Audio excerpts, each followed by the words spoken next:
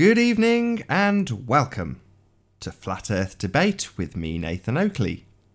If you're new to this channel, be sure to hit the subscribe button and the bell notification icon to keep up to date with the Flat Earth Debate. If you're new to me, click on the link in the info box below this video to go to my main channel, Nathan Oakley 1980, for all things Flat Earth, including vlogs and Flat Earth interviews. If you would like to actually join the debate live, click on the link on the bottom of the info box and join the show live. You can express your views, at the moment at least, entirely unopposed, as there is no one here to actually contest anything, but hopefully throughout the show there will be less and less need for my interjection and the debate will flow freely. There is no rules other than basically one: do not swear. In these later shows, I may get a little more heavy-handed with my dismissal of people and my ejecting of people if they disobey the first rule, because it's pretty much the only rule. The second being that if you are ejected, you'll be warmly welcomed back on the next show. So, if you do click on the link at the bottom of the info box, you'll be presented with the Hangout screen. Simply make sure to mute your microphone, your Hangout page that you are in, either one that you're watching now, so that you don't cause a huge amount of feedback when you actually join the page. So other than that, have fun. Hopefully this will be as epic as the last 8 that have preceded this one. So feel free to join. One last plug from me: if you're new to this channel, be sure to hit the subscribe button and the bell notification icon to keep up to date with the Flat Earth Debate.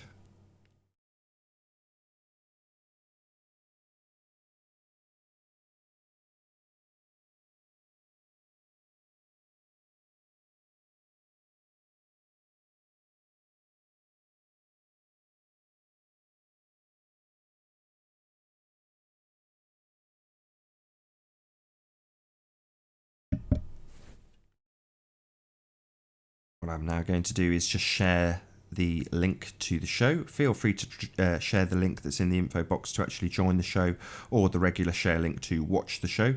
The debate, as you can see on my left, is running in the chat box as well as live on air. So if you do join, as Tim Osman has just done so, you can air your views unopposed. So we'll hopefully hear some unopposed views from Tim. How you doing? Hey, what's up, man? How you doing? Not too bad. Feeling like a bit of a dab hand at this now. This is number 9, isn't it? Somewhat.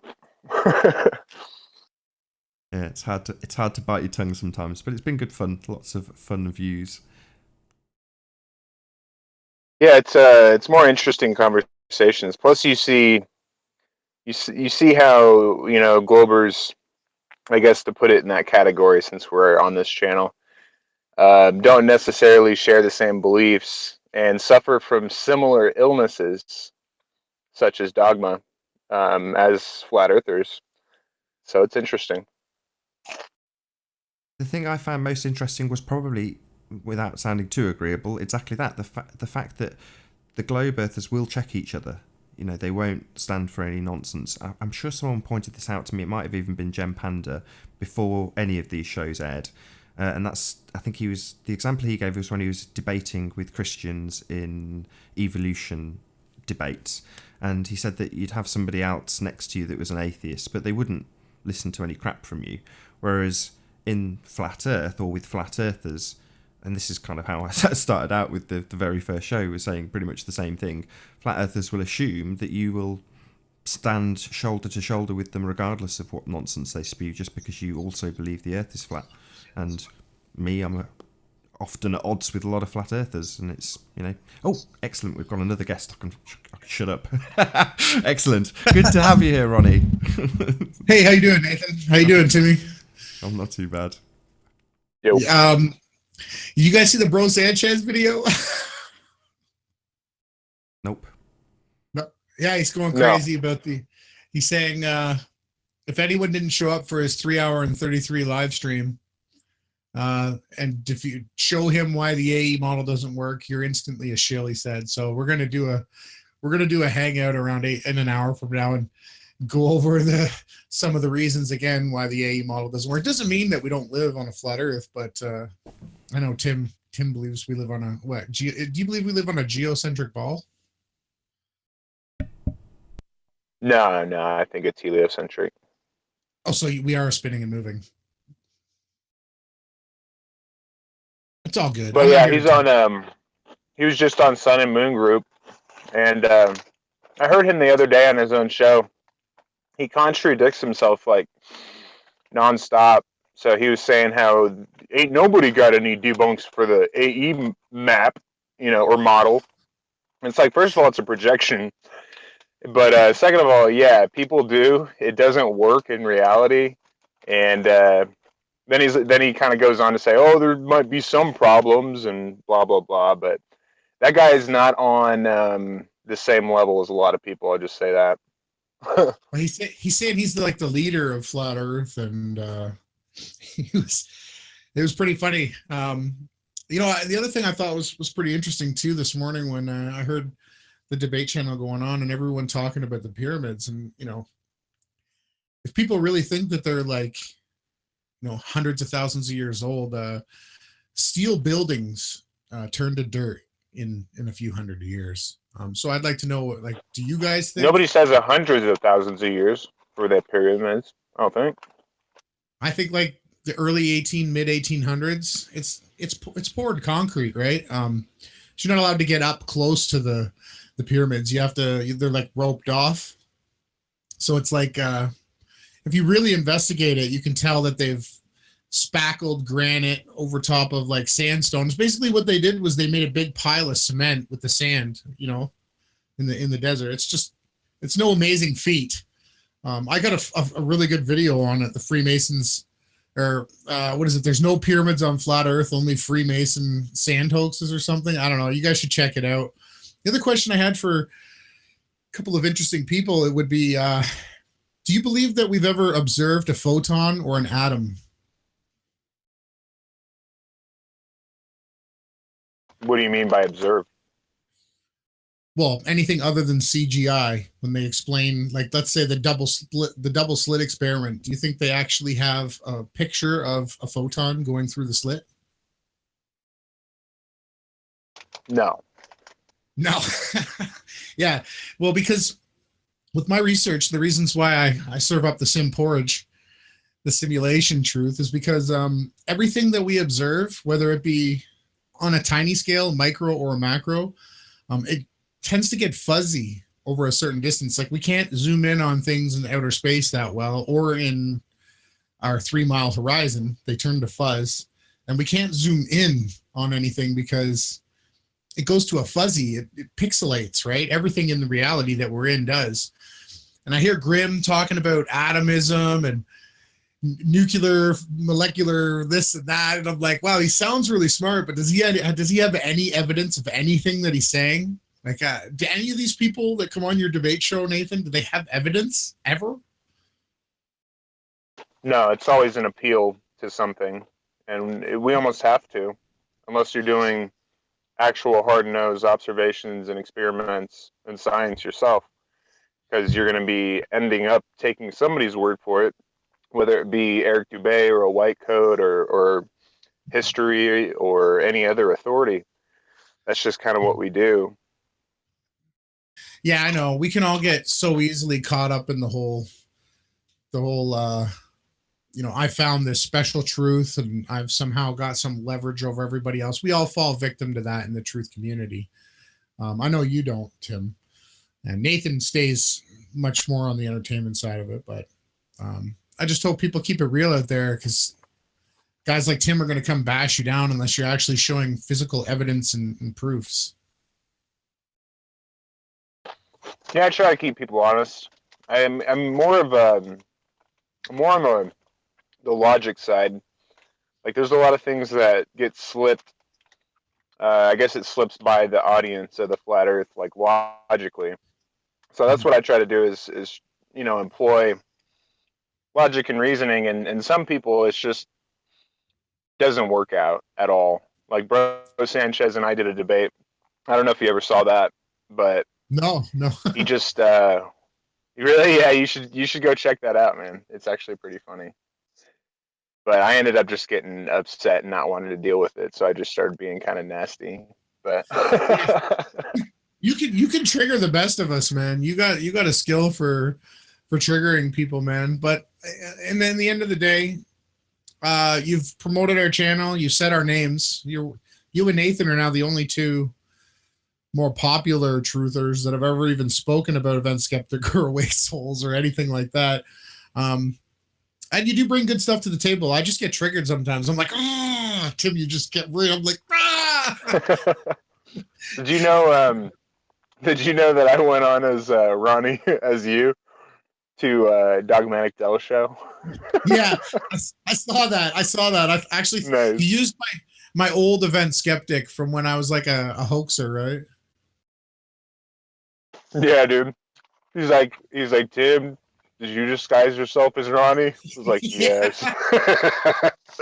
Shit was I great, know. dude. It got me views probably. Yeah, I can't believe that he's got all those satanic tattoos all over him. That Dell guy. I was like, whoa! That information I put forth yesterday on a couple of live streams, I was just blown away. Yeah, he's definitely an interesting character, but I just with him, I don't think he's smart enough for anything like super diabolical, you know?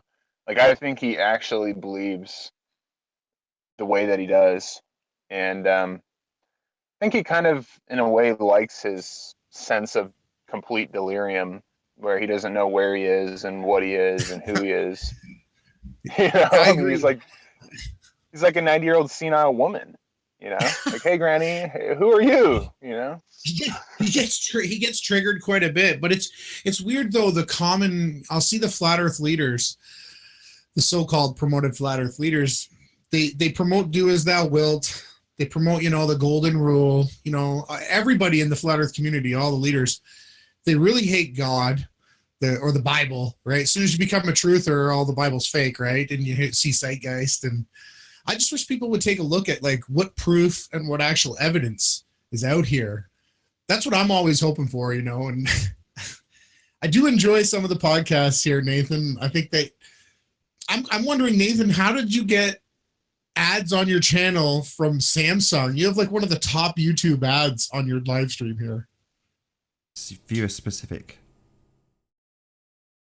What's that? Be more specific. No, sorry, it cuts the beginning of what I say. It's viewer specific. So I've ticked a box that basically says that the ads are relevant to whoever's viewing. So I often get, who was the last person that did this? It might have been Amir, who said, "Oh, you've got this space type advert," and I'm like, "It's viewer specific. That ad is for you. So the next man who comes along will get an ad just for them." You know. I was watching it on a Samsung TV. Makes sense. There you go. So you're So a I want to Samsung add, customer. I think part of the problem is that people are trying to basically prove their philosophies, their own philosophies, things that they've come to in their life. And flat Earth is one just the same. You know, it's a philosophy to think that it's not a sphere, but it seems like a sphere, but it's just a simulation on a flat plane that God created for us. So it's just people have bias, and that's what I've learned to really not care about anymore. I really don't care anymore. I do listen because I do analyze people. It is interesting to hear Grimm and people like Brenda and stuff like that come on. But as far as trying to prove something to somebody, it's pointless. It's like I can point you in a direction with evidence or somebody else's findings, but it's like whatever, man. The whole thing about the flat Earth is like that's why I call it a Trojan horse. It's not only a jihad Trojan horse, but it literally is a Trojan horse in that it doesn't matter. I like if I woke up tomorrow and it was flat, it's always been flat, and we still have the same problems that we have today. And it wouldn't topple regimes and governments and pass the peace pipe kind of thing, in my opinion. It would be crazy if they had to come out and say that the earth was flat, but it's just a pipe dream that's sold on the internet, and I think it's just silly at this point. Go round and round in circles. Well, this guy's got CGI, this is fake and all this. Do you want to talk to Soundly? I might get him on here, see if he wants to talk about your CGI claims. I'd love to talk to Soundly, but like I said, at in an hour from now. I'm just making dinner. I just wanted to. We're going to be on live. Yeah, I just don't think we can. I don't think we can see the curve ever. So they used to say that you have to be 50,000 feet up on a Concorde, basically, which they don't fly anymore. And that was the only height that you'd be able to detect a slight arc in the horizon at 50,000 feet. So for anyone that's going around on the ground that's pretending or saying that they've captured a curve with a, what is it, 25,000 mile circumference ball, the actual mathematics is 0.14. That's how much curve there is. So for Soundly's results, this is a common misconception that I've been going on for probably about 2 years now. There is a difference between seeing the curvature of the actual Earth and seeing obstruction due to curvature. So when he's looking at obstruction, or he's looking at basically force the line, like I love to call it, that Lake Pontchartrain experiment, that observation really does show, and it helps outline the actual curve of the Earth. Now they have modeled it. You understand what I just told you, though. To measure a curve, you have to be 50,000 feet in the air, Tim. No. This is the difference. Look, the difference between seeing obstruction on the ground due to the Earth's curvature and seeing the actual Earth's sphericity curvature is a different concept. There's different mathematics as well. Yeah, but I can show you obstruction of curvature with someone walking away from me on a street. So objects disappear from the ground up as they're leaving you, and when approaching you, they appear from the top down. This is perspective, and it works on a ball and on a flat plane. And this is what I've been teaching people. I got over 13,000 views, maybe 12,500 views on my perspective video. So people are seeing it. I don't know if you guys have seen it, but it definitely shows, like the CN Tower has a field of view where you can see the top of the tower from that's greater than the base of the tower. So the further away from the CN Tower you are, the less and less you're going to see of it moving from the ground up. So as you're approaching the CN Tower, you're going to start to see lower, lower, lower, until finally when you're at the base of the tower, you can see it. This works on a plane and on a ball, and it's completely proof that you don't need to have curvature to have objects hidden, because we can only see 3 miles to the horizon. So at 3 miles, every object begins to shrink from the ground up, and this is totally proven. So what in your definition of perspective is different from the perspective that we learn in art school and all of this different thing? Think of a railroad track. Where does that, I mean, the point is that the ground seems to be obstructing a building, hundreds of feet of a building. Okay, if you want to say that that works on a flat plane or a sphere, it's kind of a circular argument in that then it would work on anything. It's a moot point. And actually, the fact that boats appear to disappear to go over a horizon, if you actually look at the scientific evidence, they don't tell you that the boat is actually going over the horizon. They say it's due to the laws of perspective, because we can't see past 3.1 miles. So the boat appears to be going over the curve of the Earth. It's not really going over the curve of the Earth, because you have to go 50,000 feet up. But you're right. It is a moot point. It's null.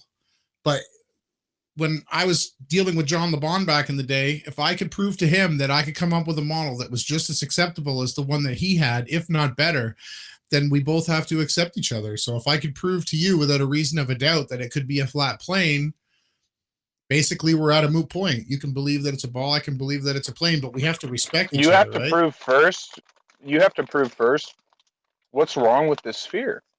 There's nothing wrong with the sphere model. It's been perfected over. Even Jaron has been saying that. People like Cathexis say that. Of course, the observations work, because that's just the way it is, man. That's our reality. It's spherical in nature. There's 2 celestial points. The sun obstructs itself. It doesn't change in angular size. It's not bigger over your head. The moon, past the ecliptic, flips. I mean, all of these things logically work with the spherical model, and so I just don't understand why I would abandon something when there's no good reason to. Well, yeah, I know, not the ecliptic, but people below the equator, people on the south side of the plane or south side of the map, they see like basically everyone on Earth sees the same face of the moon, right? It's not flipped or anything. It does a cartwheel throughout its path, and people in the south will see an inverted moon. People in the north see the moon the other way. It has nothing to do with curvature. Again, I can argue to the point where it's null and moot. It works on both maps. Every argument we can come up with. That's what we've really done over here at Beyond Flat Earth. Awake Souls and I and the rest of the team, Team Hawashai. I don't know if you know all the guys, ROTR. We got Flat Earth Photography. We got QN Feed. Like, we go out with our cameras. We measure things. We test things. Not just like Soundly. We're not looking for a curve because we know you have to be 50,000 feet in the air to measure any arc to the horizon. I'd love to hear Soundly's explanation. And you still don't get it. You still don't get it. Well, maybe Soundly. Soundly's the one out taking the snapshots, so he's probably the best guy to. No, you still don't understand that there's a difference between seeing the actual shape of the Earth, the sphericity of the Earth when you're 50,000 feet or above, and seeing the effects of the curvature of the Earth being obstruction due to the curvature of the Earth, or that would be our explanation. I already have. So do you understand that there's a difference? You do understand, because you look. You say that we can't see past 3.2 miles. Well, in my model, we're seeing stars that are trillions of miles away. We're seeing a moon that's 238,000 miles away. Okay, so when you just assert that. No, it's not true. I have to stop you. I have to ask you to politely stop you there. We're filming clouds behind the sun and moon, as well as stars that pass in front of the moon, right? And the sun. You don't have any videos of stars being near the middle of a moon ever. Does not which oh, sorry, the sun. Venus and Mercury both pass in front of the sun. Right? You said the moon. Yeah, no, I meant the sun. Well, it's different. Yeah, the sun. In your flat Earth simulation model, things orbit stuff, right? They travel from east to west. Everything goes no, not from our observation here on Earth. I'm talking about there are actual things orbiting the sun. Mm-hmm. There are actual things like Jupiter having moons that are orbiting it, right? Well, no, it doesn't orbit the sun. The sun and the moon and all the stars travel the ecliptic path. They form a sine wave when you project it. They go throughout the year. They move up and down. There's retrograde with some of the luminaries that seem to go a little pause, and it happens over a long period. So if you take a snapshot every day of the stars, you could form what would be like a star trail of the sky over a year's path, and it's just a sine wave. Everything seems to be in a sine wave from what I've detected. So again, are there, on your flat Earth simulation model, is there Jupiter? Does it have moons that orbit it and sometimes are gone because it's on the other side of Jupiter? I've seen the lights around Jupiter and Saturn. Yes, I can't deny that. Yes, I've seen it. I've seen people film it with a Celestron telescope.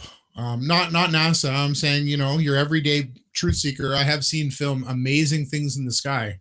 I'm not going to deny anything that we can observe, because that would make me a charlatan, right? Is the moon obstructing the sun during a solar eclipse? Yes, of course it's the moon. We can track it. We've tracked its trajectory. We went and filmed it and live streamed from the actual totality. Yeah, I'm with you there. Like, that's what I wish all the other flat earthers would do. Stand up, speak truth, and be honest. And like, I got nothing against anybody. I get triggered every now and then. You guys obviously know. You've been around me for a while. I used to lose it on Jeff C a lot more than I do now. But yeah, man, good luck for you guys. Please come over to Awake Souls' channel in 45 minutes. If you're not here debating on this awesome channel.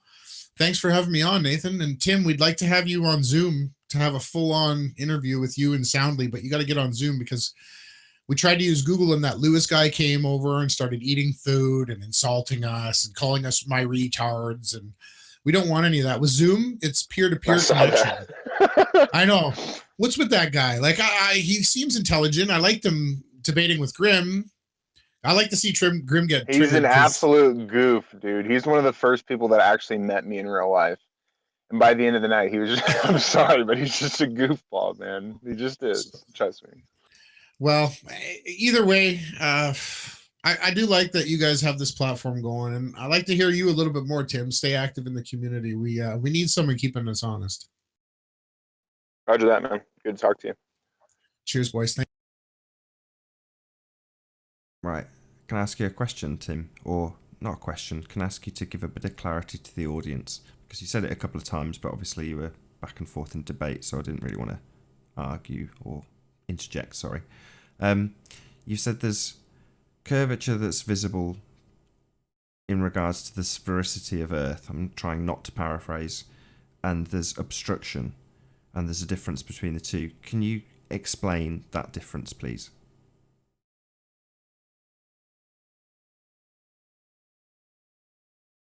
Absolutely. I was just putting on my cigarette.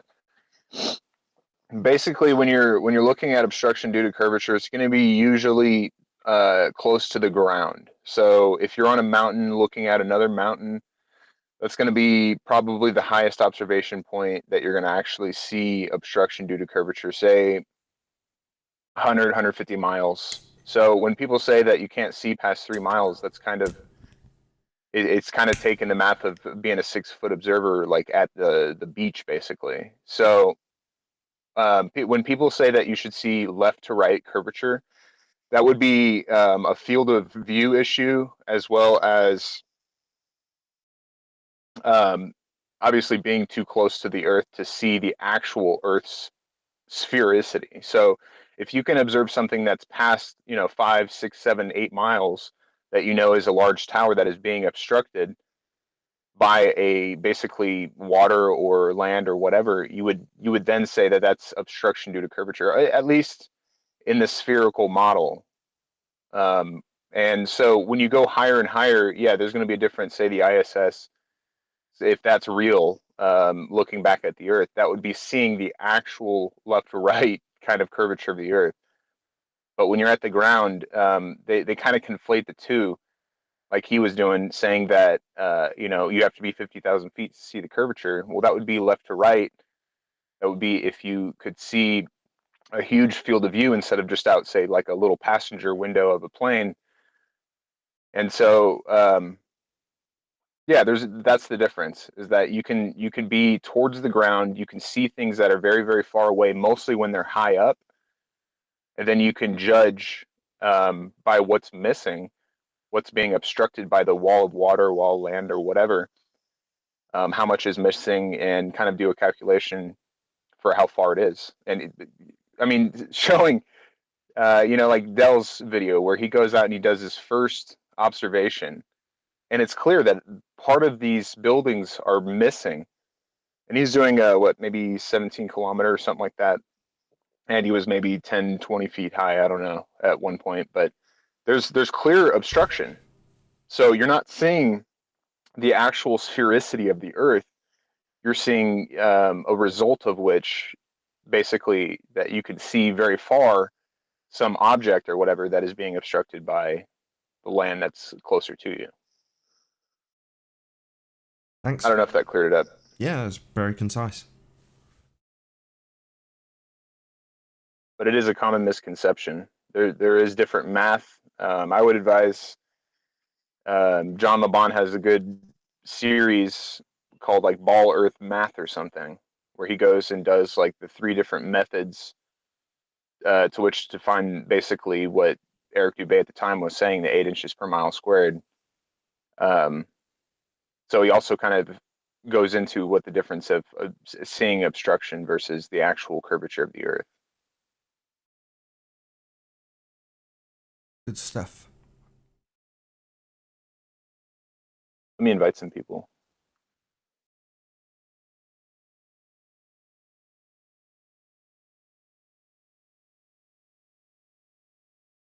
But yeah, it's good to have a open platform like this. I mean, obviously, it doesn't get that nasty. Like everybody's like, we have to shun these guys out. They're just trolls, and really, it's just not truthful at all. I think that a lot of people have a lot relevant to say. Then sometimes they get pushed into corners. Like I get pushed into corners literally saying that I do stuff to children, and I don't think that's a very appropriate thing for scientists or up and comers or whatever to be doing and saying. And I think that they use clear tactics to control the echo chamber. Whereas you have something like this, I can come on and talk to you, and as long as I'm not nasty, I can stay. Yeah, you can talk about this as well. It's definitely related to the topic. You're in this arena and you're being called a kiddie fiddler. It's outrageous, to be honest. And when it happened, I was like, well, like with anything, you just have to present a little bit of evidence to suggest that's true, rather than repeating it 16 times and programming the audience into just accepting that as being fact. That's just not on. I mean, he's entitled to do it, and I would encourage him, if he wanted to come on right this second and do exactly the same thing again. Obviously, he'd probably get kicked a lot quicker. But, it's like anything. You've just got to present a bit of evidence with what you claim. It's as simple as that, really. And he presented none. Yeah, and they continue to do this. The Bro Sanchez and You've Been Exposed crowd have done the same thing. I don't know who it was. I have my suspicions of who it was, but I heard that it was obviously porn bombed, and I think that me and truthfully, the only time ever that I ever have, I think me and you know when. So literally, Nathan, literally, dude. So it was like 3 or 4 in the morning. Somebody bombed Flat Out Elected as well as Bro Sanchez, and then they started this rumor that it was young kids, and I don't know. I think it was. I heard it was midget porn at first. Then some people and the Christian crowd started saying that it was kids, and from the very beginning, I said, hey, if it was kids, you have a moral right and really go and report that, okay? Because while it's fresh, the police won't go and look at what a flat earther is saying or who he's pointing a finger at. He's actually going to go look at IP addresses, MAC addresses, stuff like that, from which it actually came from, involving underage people, which I doubt. But either way, I said that from the very beginning. I'm not scared because I don't. I like pretty things. I like very, very pretty things, and that kind of stuff is just really not my bag at all. So that's kind of where they steep and go to when they've been backed into a corner. Like that's just their defense mechanism to say, hey, kick this guy out and don't talk to him. Vegan Warrior, we did 8, 9, 10 hours of me drilling shit into his head, trying to go through this logic, through this observation, all of this stuff that I've learned, all went in one ear and out the other. And now he doesn't talk to me because of the whole black community that's against me because I'm a child, whatever. And then Dredd starts spreading rumors that I'm a racist and I call everybody the N-word, which I called him one on Bro Sanchez, said that I was going after his daughter, his underage daughter, and started making up stuff that he knows it's me and he's going to the police with. I mean, just another situation where somebody's going to completely make up something that's libel. It's completely slanderous. And furthermore, why I got upset the other night is because they're doing it on somebody that isn't, it's clearly not me. I'm not that person. So they're actually pinning something very, very slanderous onto somebody that is innocent. Just a completely innocent guy that got picked out by a bunch of flat earthers. Bob did a background check on him from Globebusters. Putting his name in the chat everywhere. Oh, IPS, let's call his work. Hey, let's call his work and let's do this. Okay, so they were under the presumption, obviously, that it was me, but this is how flat earthers react. Even some of the top flat earthers thought it was a good idea to try to ruin somebody's life because of some of the actions that I may or may not have done in the past. And I hope that woke some of these people up, but I highly doubt it. Well, yeah, you've got a reputation, and people have less empathy for you. That's always going to be the case. So, but on the other hand, they are literally spreading bullshit, and that in itself just annoys me, regardless of who the bullshit is about. It's just not on. Because if they're prepared to spread it about somebody they have very little empathy for, they'll probably do it for somebody, they've got the potential to do it to anybody. Do you know what I mean? If bullshit comes that easily, maybe it's not bullshit in their mind. Maybe in their mind they believe it, but that's also just as bad. Oh dear. It is. Yeah. And this whole Jake thing, it's interesting that I mean, first of all, he didn't have the right tact to come out and say the information that he did in a more mannerable way for this community or whatnot. But the reaction that he's gotten from these people is ridiculous. And he mirrored, I'm sure you saw it, but he mirrored Tom Foolery's video that says nigga a couple times in it, basically.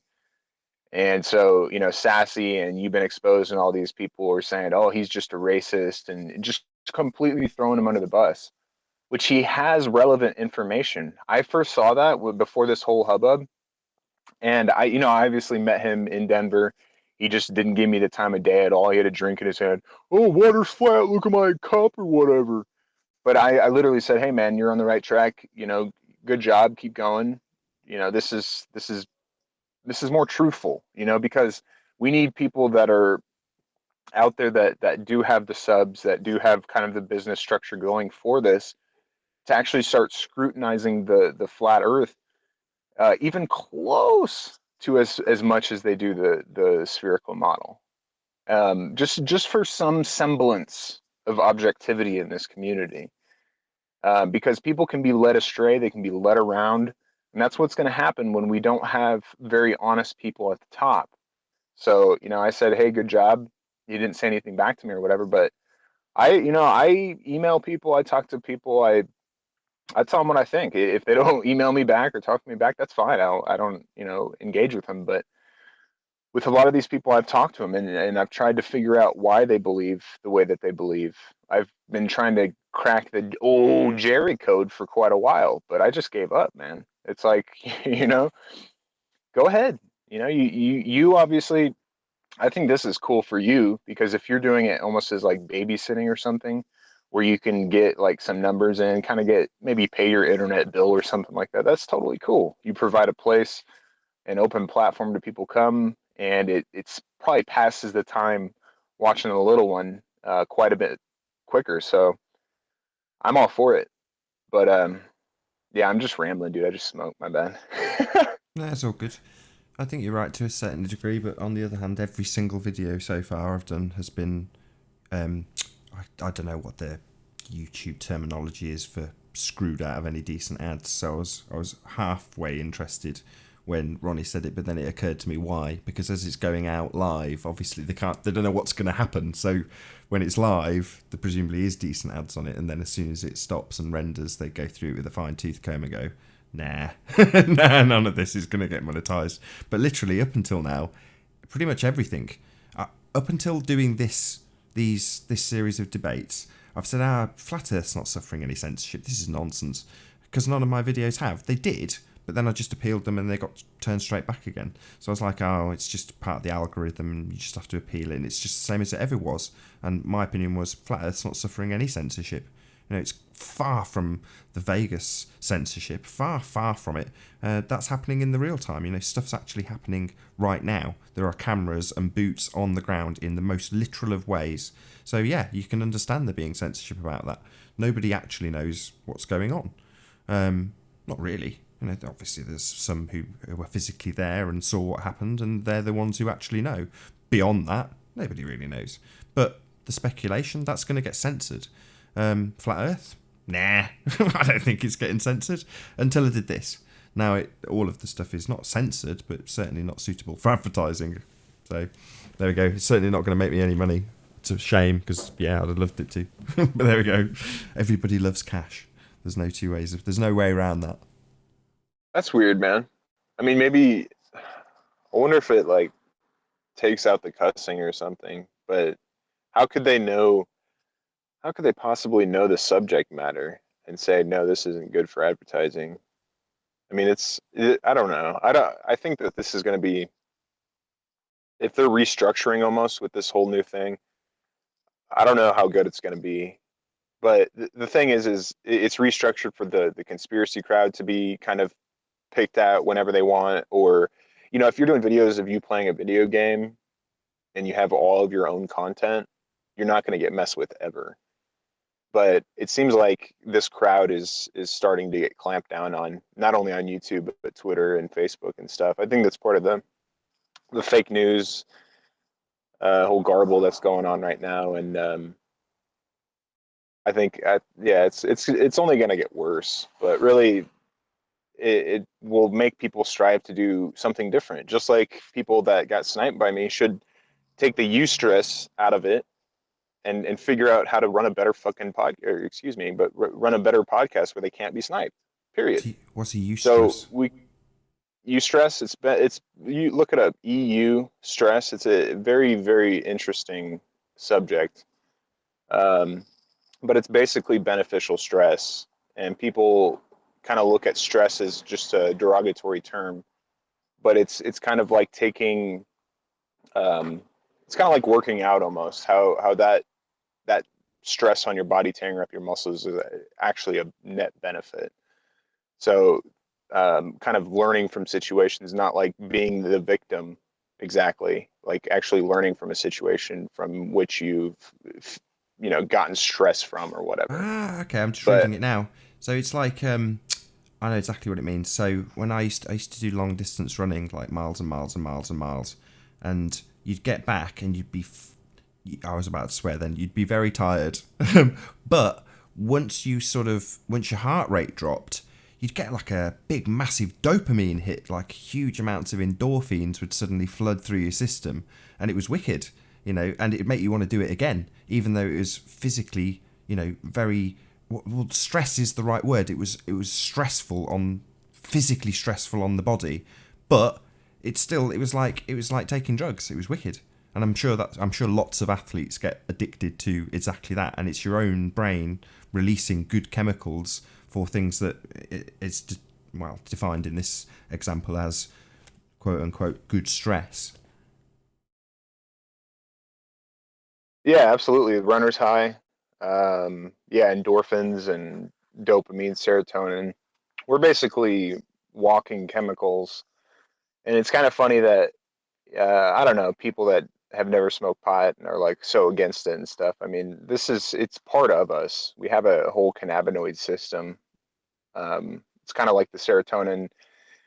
When you take a multitude of pills, it re-up and take inhibitor or whatever, it messes with those balance basically of dopamine, serotonin and stuff. So I guess that whole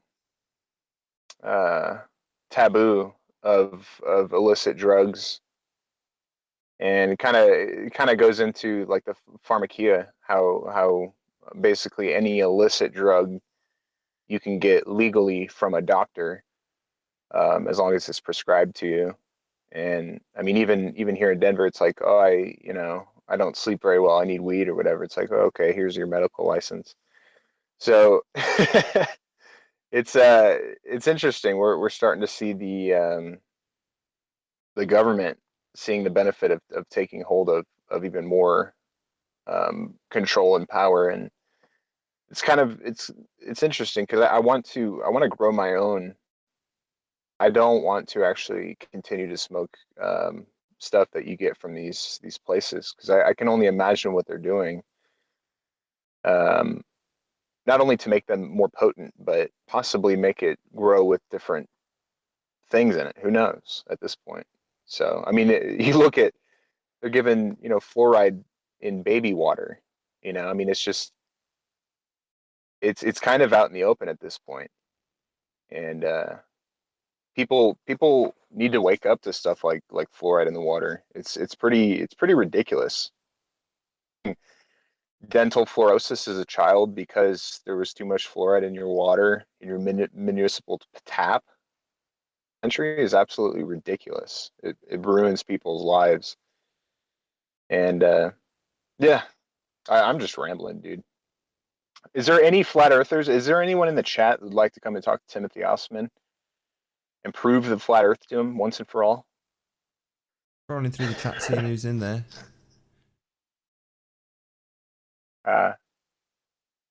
Must be a bad night for the flat earth. or they're watching Bro Sanchez over on the retirement Sun and Moon group or whatever. Got a few flat Earth related questions, and by flat Earth I don't necessarily mean shape of the Earth related. So you mentioned about being doxxed and having a private investigator set on you. Now, a lot of people who watch this may have no idea what you're talking about, but if I ask you a very specific question, maybe you can go from there. So, I've forgotten the name now. Oh, I hope I've got this right.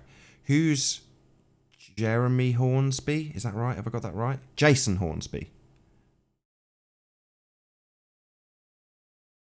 Yeah, that guy is just another failed dox amongst many failed doxes of Timothy Osman over probably 6 to 8 years. I think it's about the 8th or 10th.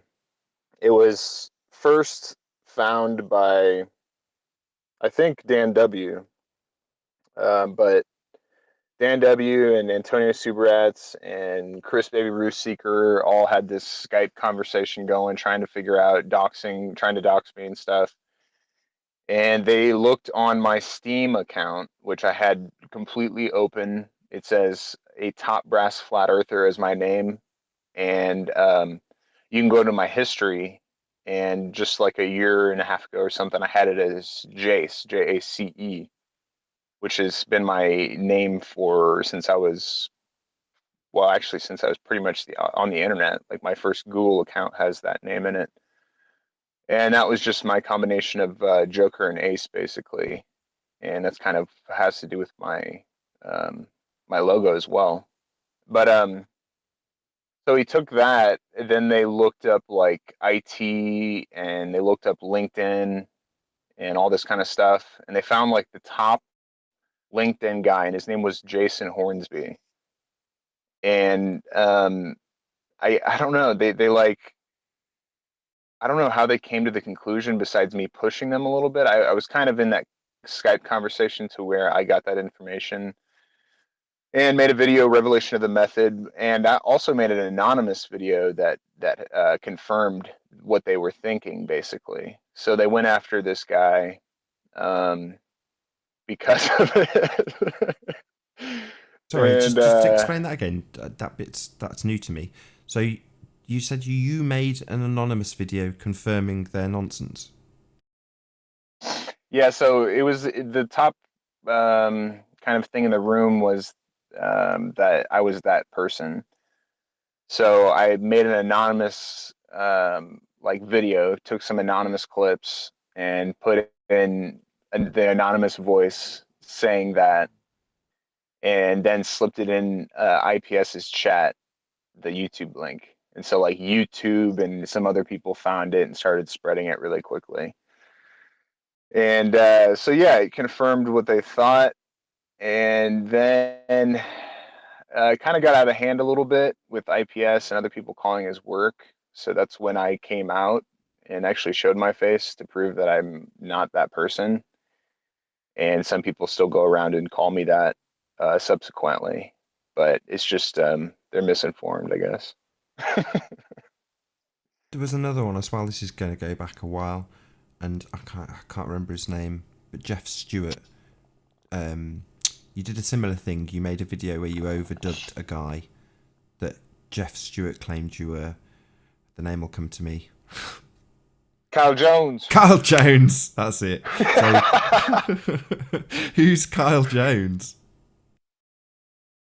That one is the creation of Mr. Jeffrey Stewart. That was a good one.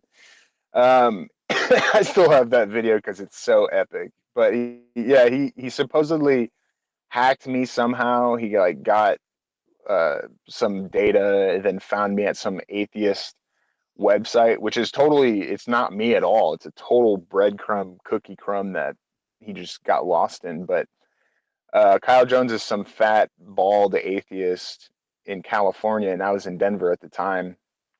And yeah, he pulled him out of the blue, and everybody, you know, what's funny is Jed Skeptic Media still has the interaction between you, I think Patty, Jeff Stewart, and a few other people talking about it though, about how he was bragging about how he hacked me and how he found out who I was and stuff. And I mean, the voices, he had like a lisp, the guy, Kyle Jones, and I don't. And I mean, he just didn't look anything like me. But yeah, I talked to him probably a month ago when I was in Nebraska, actually, on his little show, and he said he was wrong about it. And he said I was right about the psyop aspect and stuff. So he's come full circle, but that whole fiasco is funny as hell.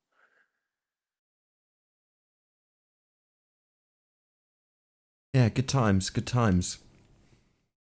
Yeah, see that's one thing though, is that a lot of the flat Earth community is kind of new into it, and they don't understand the nuances. Like they have no idea that we were completely diametrically opposed at one time. Completely. Like you were trolling me heavily, I was trolling you a little bit.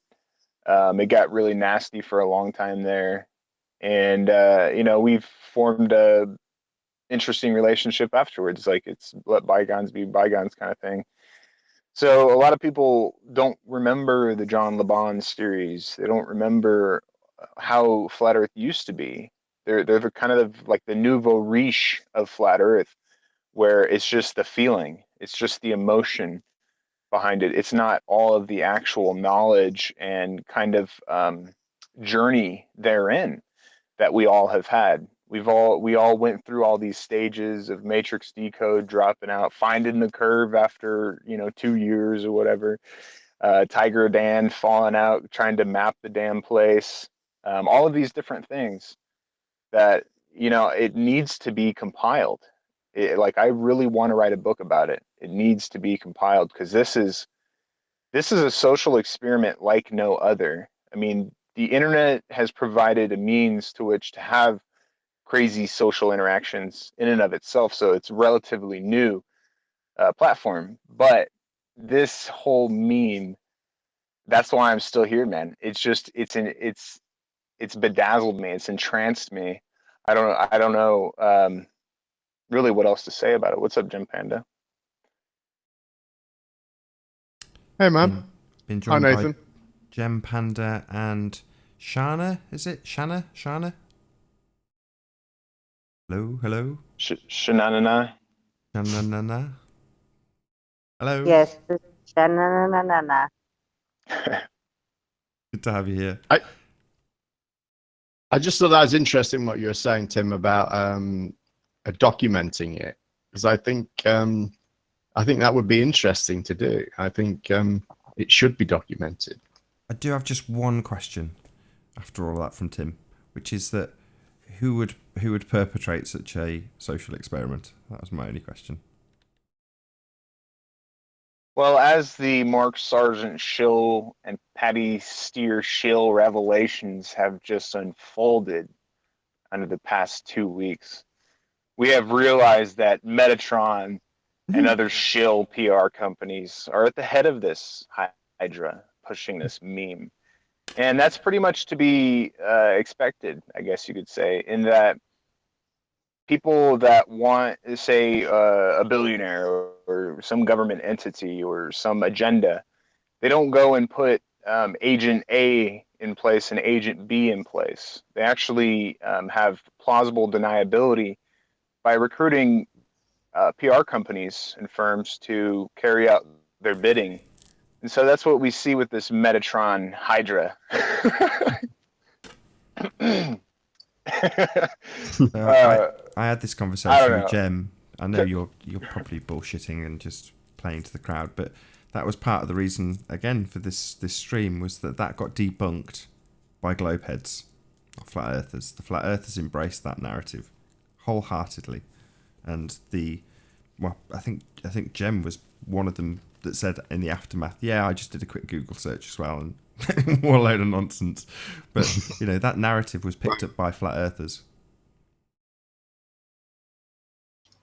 I do think that's interesting what Tim says, though, because I tell you the one thing that I thought was a bit peculiar in all of that was when that guy was on I think it was Patricia's show, and he was going through how it all it all came about.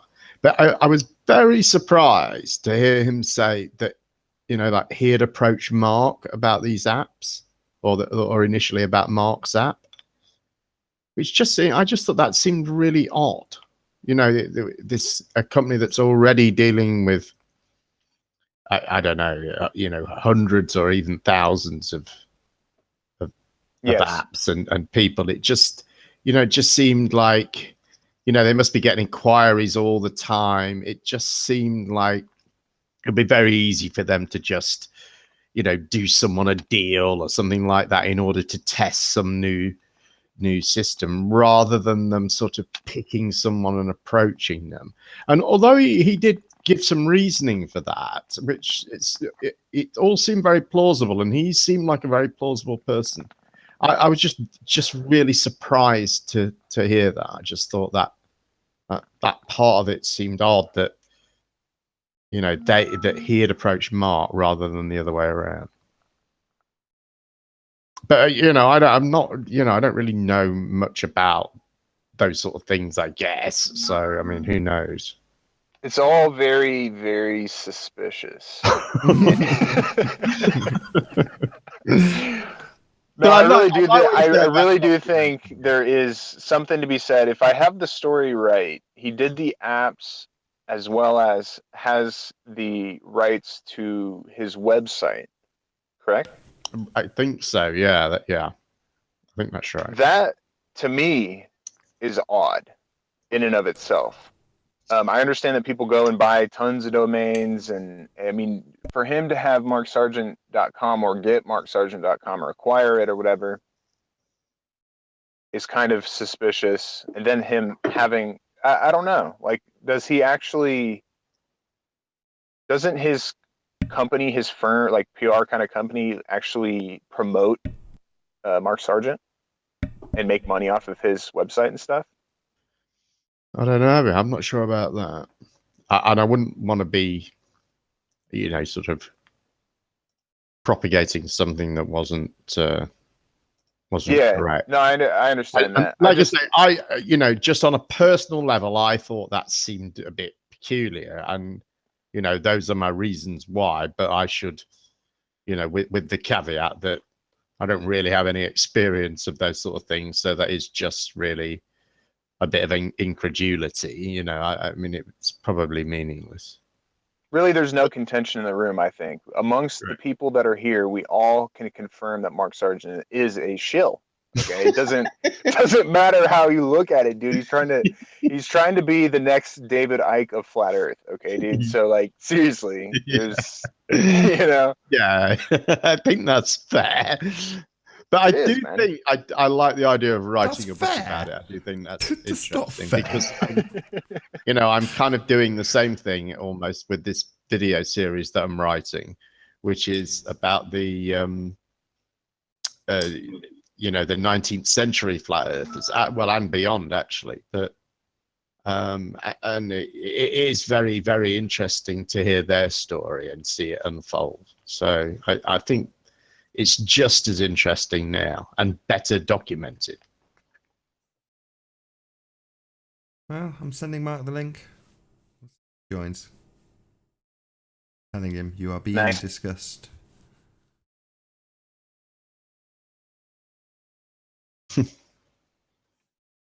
Very rocky past, and that's due to Mark's insolence alone. I doubt Mark will want to join. He actually comes to my videos and comments on my videos with the same comments he did years ago. Copy and pasted. That he has that does that.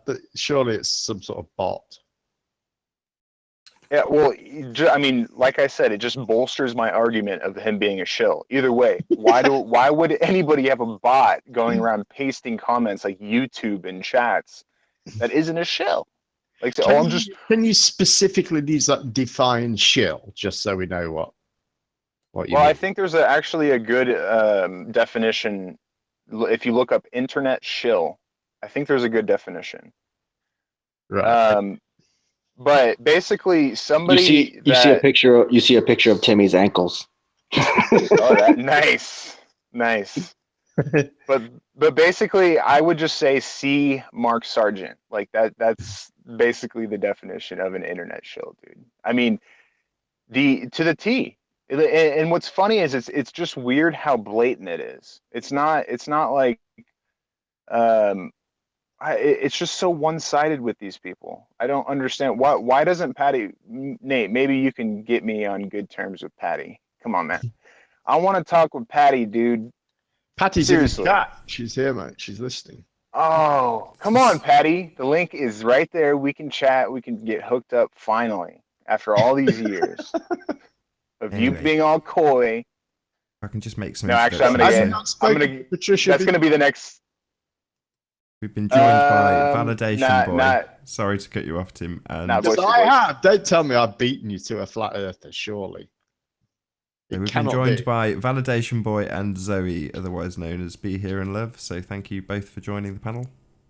Thanks, Nathan. Neither Tim nor Jem has what it takes to get Patricia to talk to them like I do. Patricia, I have spoken to Patricia, actually. Yeah, on my show. Was it on your show? Yes. Oh, right. Yeah, but you guys don't. Okay, You guys okay. don't call her a shill though. You Okay. know, like, so there's actually a reason she doesn't talk to me. I think that's more likely because you doxed her. No, she doxed herself. Hi, my name is Patricia Stewart. I'm from Houston. It's like, okay, Google doxed her then, dude. Give me a break. Anyway, Enough about that it says here, specifically. according to Google, an internet shill is someone who promotes something or someone online for pay without divulging that they are associated with the entity they shill for. A Yes. shill might create a Facebook or Twitter account, set up a blog, or simply comment through these and other channels, such as discussion forums. Nathan had an episode on the definition of a shill before, right, Nathan? Oh, really? And you talked about how, and Nathan talked about how, this is like 2-3 months ago. Nathan talked about how a shill is actually a person that's in the crowd faking like they're, holding money up and acting like they're willing to pay for it so that other people join and are also willing to pay. No, that's a different type No, of that's shill. what a shill is, technically. Well, I'm just saying, like in the technical definition. What you're talking about is more of like an agent or like not a provocateur. An internet shill. That's why it Yeah. has that preface there. Yeah, Because I but the think shill is the fake buyer, though. From like the medicine men that were like selling medicine, and they'd have like some guy in the crowd who pretended to be cured. I think isn't that where it originally comes from? Simpsons That's do what a the good shill take is. on The it. shill is, yeah, So the in shill this- is the guy in the crowd, Yeah. not the actual in- person perpetrating it. In The Simpsons, So it's we just have to Homer come up with a and- different definition. No, we're talking con about artist, the internet scam shill. artist. Tim did say specifically an internet shill, or well, he did for the Okay. definition. So Yes, C. Okay. Mark Sargent. Yeah. All right, I'm in the wrong. Hey, yo, people. But I think it's true to say though that when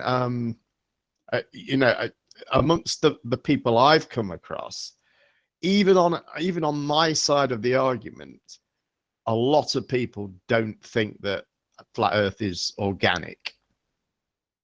They think that I think it's it's just something that just became popular by accident. Nah, it's totally organic. It's organic in the fashion that you give an idea to a certain sect of people, mostly what we see in the Right. flat earth as being artistic sets of people, or autistic in some senses. But but yeah, you give them the idea and they kind of flourish within that idea, and they perpetrate it and push it from within. So that's kind of what we see. You can give people the idea that it was space weapons or on 9/11 or no planes or anything, and they'll perpetrate it once they believe that to be the truth. Yeah, that's true, isn't it? Flat Earth has been festering behind the scenes in truth forums and stuff on the internet since 2011, maybe before that. So, and it reached or it faced complete and utter opposition anytime it was mentioned up until 2014. It's the first time anyone even bothered to look into it instead of just immediately scoff it. It's the What first do you time think that Flat Earth actually started to gain fans was 2014. I think what changed might have been Eric Dubay, maybe Mark Sargent's clues. Maybe not though. Hey, folks, double P's on a plane. I think the show clues. I You know think the what? show clues had a big thing to do with it, truthfully, because when it came out, it's painted in a way to kind of omit things and kind of lead one to believe in a certain direction. And that's what people need, is kind of a entertainment kind of story aspect to it. Because if you went in and just did straight flat earth math, it wouldn't have had the same effect. So you had Yoga Dude, and Mark Sargent, the gamer guy that figured out the intricacies of the world with movie references. And so, But well, the interesting thing is though with Dubay is he hasn't, with as regards flat Earth, is he hasn't produced anything himself. Everything is Robotham, isn't it? Well, technically, no flat earther has that. Well, that's true. No, they have, because it's gotten more advanced. It's gotten more Well, the NASA gish gallopy. the NASA stuff has been added in, but a lot of the other stuff, the 8 inches per mile squared, that's directly Yeah, from this Robotham. zetetic astronomy. Oh, Yeah, all this stuff yeah. about lighthouses and you can't see this from Yes. here and that from there. All of that's Robotham. I mean, come on. I mean, how this is flat. I mean, how hard can it get? I mean, that's what she said. At least. I mean, pardon my French, but nah. You have a nice time. You have fun. Bye, guys. Oh, if I could only. Well, sorry. Oh shit! I hope you don't dox. What do you call it? What's it called? I'm not supposed to be doing this. I'm stopping sharing now. Bye. Well, thanks for that contribution.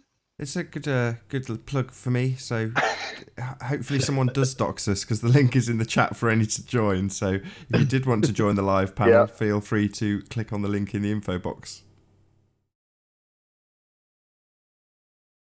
That was like a mind wiper. I don't even know what we're talking about.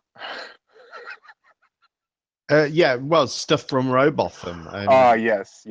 This idea is literally a Freemason joke on the masses.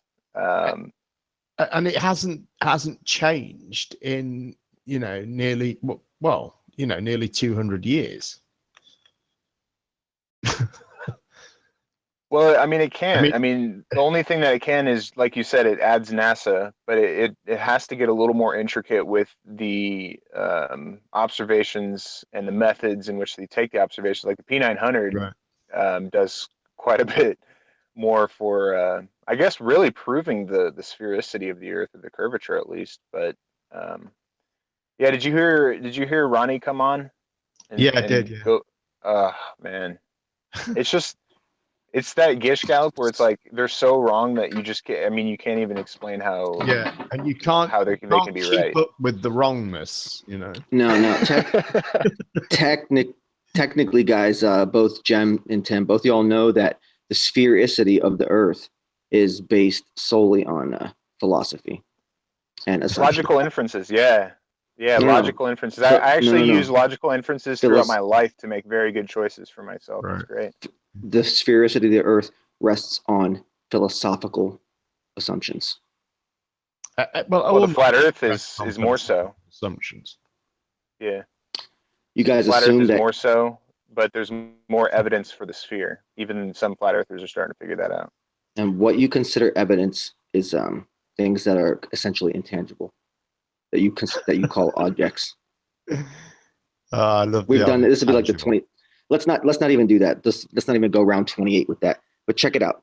How about this, guys? Has anyone even considered the fact that any and every app that you've ever downloaded needs access to all the devices inside your phone? I don't see what's any different from this app or any other app. I mean, everyone seems to want. It often surprises me what permissions an app asks for. And sometimes, I hesitate. I go, yeah, God, do I need, why does it need that? But then you want the fucking app, you want the app, so you hit the button and you accept, don't you? Yeah, but the reason apps need access to the camera, is because if you take a screenshot of something and you want to share it to Facebook, you want to share it in a text message, you want to share it on, it needs to be able to connect those things. That's all it's for. That's all any of them ever do. Sure, they might be latent in there, but Big Brother's watching us everywhere we go. Big Brother's in all of our TV sets and all of our PlayStations and all of our Every street corner has them. You know, Big Brother's everywhere. They're already listening to everything. So them having permissions to this, that, and the other on your phone, as long as it's not connected to your banking directly, I think it's fine, unless it's a banking app that you're using. But you know, if you're trying to get a flashlight app and it asks for your banking shit, well, you know, then you know something's up. But yeah, That's a little peculiar. No, I totally agree. I don't use a banking app. I only use the telephone banking. So I actually physically I want to speak to a person or be in a branch if I'm doing banking. I don't want an app. Oh God, the last thing I want to do is speak to a person. That's all I want to do is speak to a person. Hate people. When it comes to banking, I want to speak to a person. Especially people who work in banks. God. Yeah, I'm not saying I And enjoy they're not it. there to help you, are they? They're there No. to prevent you from whatever it is you're trying to achieve. freedom. I've worked in a bank. I mean, you're there to sell services. That's it. Credit cards and bank accounts. Right. Oh, crap. You're there to sell They stuff sell to money. people. They sell debt. They sell you a debt. Yeah, selling. And they pitch you That's the it. idea that, oh, your first one, like the other couple months ago, the bank kept sweating my nuts. So I finally went in, talked to the lady. She offered me shit tons of credit, said my credit is ace, gave me shit tons of credit. Just wanted to put all this money on me, told me how 18 months, no interest, all this shit. And I'm just like, fuck, fine. Fucking got it. Huh. Maybe a bad move, but you never know. You know, life Yeah, no swearing. life Please. has ups and downs and shit, you know. But it's just like that. They're just selling you debt though, because they hope that you're irresponsible. They do target demographics, you know, and they hit target demographics, and they hope that you're going to be irresponsible. People in my age bracket are consumer credit heavy, and a lot of them are in debt, and they see that I'm not, and they want me to be one of the cogs in their wheel. But they won't, because I overpay and I pay everything early. So all they ever get from me is zero interest. That's the only way I think that to handle that shit, I think, right? Stop to that here. So I used to do that. You just hoard debt from one credit card to the next at 0%. So you'd essentially have interest-free loans. It was wicked. And then they stopped it. They just said, now you have a transfer fee of X%. And you're like, well, that makes it useless. You know, I don't pay anything. No thanks. So that was it. I paid off all the credit cards. Just had to get a better job and pay them all off. But definitely, they're just selling. Go ahead. I think banking is crap. Yeah, I agree. I don't think anywhere.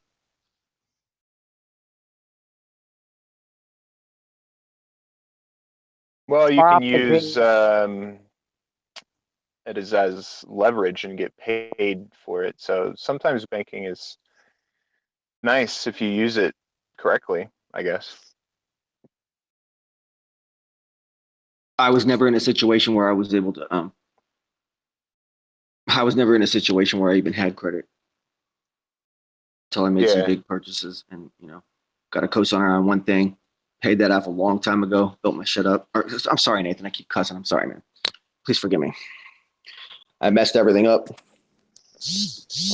Now I got the credit, and it's been nothing but ace, and so they want me as their slave. They can't get me. They want me. Oh, you're gonna play their game. You're gonna pay on time, aren't you? Their VB. You know what, guys? Pay early though. I mean, that's the way beautiful. you win. Anyways, this is What's up, absolutely beautiful. This is what I pictured when literally what I had in my mind, and the metaphor's even there, right? We've literally got Issa, VB, Jem, and Tim Osman. Obviously, Shana, you're screen sharing literally the flat Earth campfire, which you are all huddled around, chatting nicely. Isn't this beautiful? I was gonna come in too. I was like, did someone say banking? I thought you might like that campfire, Nathan.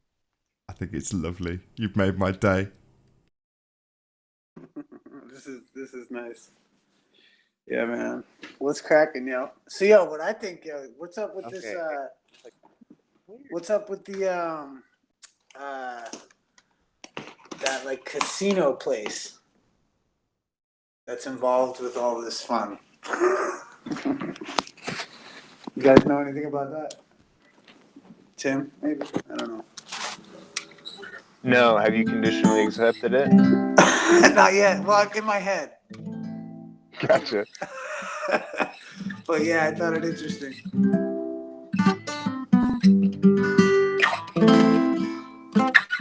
Yeah, Landry's, right? I think it's called. There's like this. What do you call it? What do you call it? Oh, the Shill Show, yeah. Yeah, FEOHP. yeah. Yeah. I was wondering if, like, you know, because it's like everything that it's so smart. Like I'm so like, if the what I think is what's what, I'm like sitting here just clapping, like so well done. Like wow. Like, you know, it's actually poetic. You know what I mean? If you see, like, you know, I don't know. I think of it like, you know, it's so intelligent. It's ridiculous. You know, like What do you think about corporations. a LLC buying the house? That's what I mean. It's like, you know, it makes it like, let's say, like, you know, we're gonna think like, okay, you know, it's just like it makes me think I would have loved to have been in the room with the gentleman that sat down and thought this all up. You know? To what end?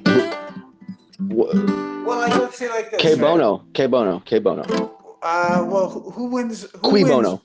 Who wins when you play at the casino? The house. The dealer. There you go.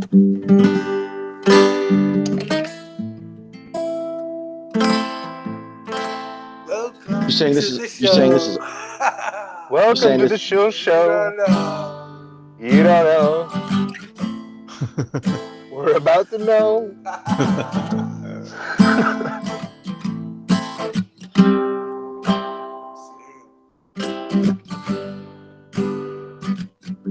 And I'm not mad at it.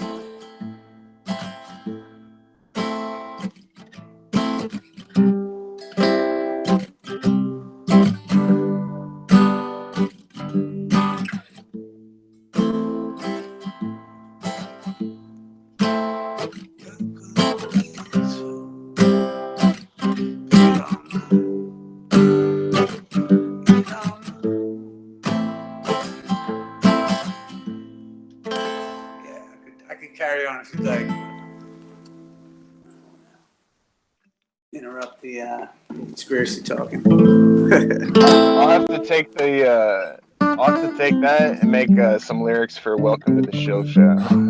Yeah, oh, you should, dude. Yeah. Yeah, dude. Give me the instrumentals on that, and I'll do it. I dare. I give you the guitar tracks. You don't know Yeah, that you it's a know. ball. So Issa, are you saying that the whole thing is an elaborate, long play bet that someone made at a casino? I bet I could fill this casino up with people that believe the Earth is flat, and by the end of 2017, and it's just a big casino bet between two Well, I think of it like this. gamblers. It's like, you know, intelligent people think about this stuff, in my opinion, and the idea that they would think about this discussion. I think whether it be something that people think is, I mean, I don't know. Flat Earth for me isn't stupid, like, or as stupid as people might like to think. And, you know, it can get pretty stupid. People can get stupid, but the ideas themselves are just ideas. Well, what were you You know. what were you Yeah, but suggesting when Issa, you did all that research? would you think? Hold on. Would you think differently if it was proven to be a psychological operation? I mean, would you something to maliciously make something false and throw them off, perhaps, or something else, perhaps? But would you care then if it was just a shill operation? Well, it depends to what effect, because, you know, it depends. You know, I mean, if someone were like, you know, let's say someone's design was to inject this as part of the fake news agenda, right? In some way, shape, or form, to manipulate somehow people for, you know, dishonorable, you know, ends. Then yeah, then it would. But it doesn't take away the value of what this conversation is meant for me, and it doesn't take away the conversation of what I think it has always meant. You know, like, you know, this is just, I think the biggest thing that mankind has always faced is the ability to deal with one another. but I granted, like, but I'm not going to get into the flat earther stuff, but like the idea that if there was a malignant purpose to it, I'd be upset by that. But to me, I don't think that there really is one, because essentially it's a conversation of coming back to the senses. Now, granted, if someone has jumped on that, then, I'm not mad at them. Do you know what I mean? But if it's a way to track people, or to be like, whatever like that, I don't know. I don't necessarily agree with that. But I think, like I've said before, it's like, I think people's flashlight apps do that. You know what I mean? When it goes to those apps that people were downloading, So if you thought the Earth was a sphere, which you did before, then you had the quote unquote flat Earth awakening, and say you've returned to your senses, but in a way, you've returned to the sense of kind of a local area of the Earth, and you're possibly wrong about that not being a sphere. So, in a sense, would that be actually not returning to your senses, that you've actually kind of taken on something based on a local area no, I don't. and a philosophical approach as well, though? I mean, we can find philosophy in everything. I think here's the thing. You can find philosophy and everything, but the point is that look, not that I understand fully or whatever, but I've not abandoned the ball earth model. Do you know what I mean? Like, that's the difference. And I think that's something that a lot of people tend to do when they get into the flat earth, is that they just abandon. Like, I mean, I've heard flat earthers say, end the education system. I mean, it's like, that to me is just fucking social suicide. So, I mean, like, when people talk along those lines of just abandoning what mankind has achieved, and understanding the parameters that it's done it, I think that's foolish. So I would never abandon that Well, knowledge. I love the idea kind of along the lines of teaching it differently. How about teaching it to where everybody would have a justification for why it is a sphere and why it isn't flat and why we used to think that. Not a bad idea. And I think. How about this yeah, though? and What that about? would be something, push that in the But education brother, system. This is something that Jed Skeptic Media has brought up before. It was beautiful. Teach them flat so they can teach themselves why it's a sphere, and we wouldn't be right? running into these issues later in life like we are now. Well, here's a. Damn, let me see if I have this picture. I think we might, because regardless of what you teach, you're reliant upon people bothering to learn, and I think that is part of the issue. No, there's Right. something about the conspiracy crowd that has a resistance against the authority. But if they were taught logic and reasoning for the issue, I don't think that would be such an issue. You would understand. Go ahead. I was going to say, here's the thing that must be spoken about when we're going to talk about teaching this stuff, is that we also have to accompany it with, like, take Edwin Hubble. I just love this quote. He says, "Such a condition would imply that we occupy a unique position in the universe, analogous in a sense to the ancient conception of a central Earth." And he goes on, "This hypothesis cannot be disproved." You know what I mean? Accompany that information too. It's This is something quote mined, and I've said before, on observation alone, it really can't be disproved from the ground. But we've come through different modes of sciences, and if we are orbiting with all of these satellites, and we should know that we are orbiting the sun. So, it's just classic cherry picking, I think, because really the quote starts out at "such is," and that is already taking something out of context because you don't even know what he was just talking Well, about. no, I'm sure we I could found find this in a lot of Christian geocentrist stuff before, like that exact thing taken out of context completely. If any of my friends out there have that full quote, I would appreciate it. Let me see. Let's look. I mean, I could go in to look it up at the moment, but let's see. Edwin Hubble. I'm trying to think what that was in. Let me pull up the But I pictures. think that he was trying to actually make the point that to the modern people that like everybody, the collective knowledge is that it is heliocentric. I think he's trying to underline the point that this idea of geocentricity is kind of like basically like a flat Earth idea to most people today. You know what I'm saying? I think he was making that distinction, not saying that the Earth is geocentric. And then of course that begs the question into the geocentric flat Earth conflation that you're probably pitching. So, Well, well, no, I think, and I guess he was quoted. This was in. It's called the observational approach to cosmology. I guess is what I've seen it's under.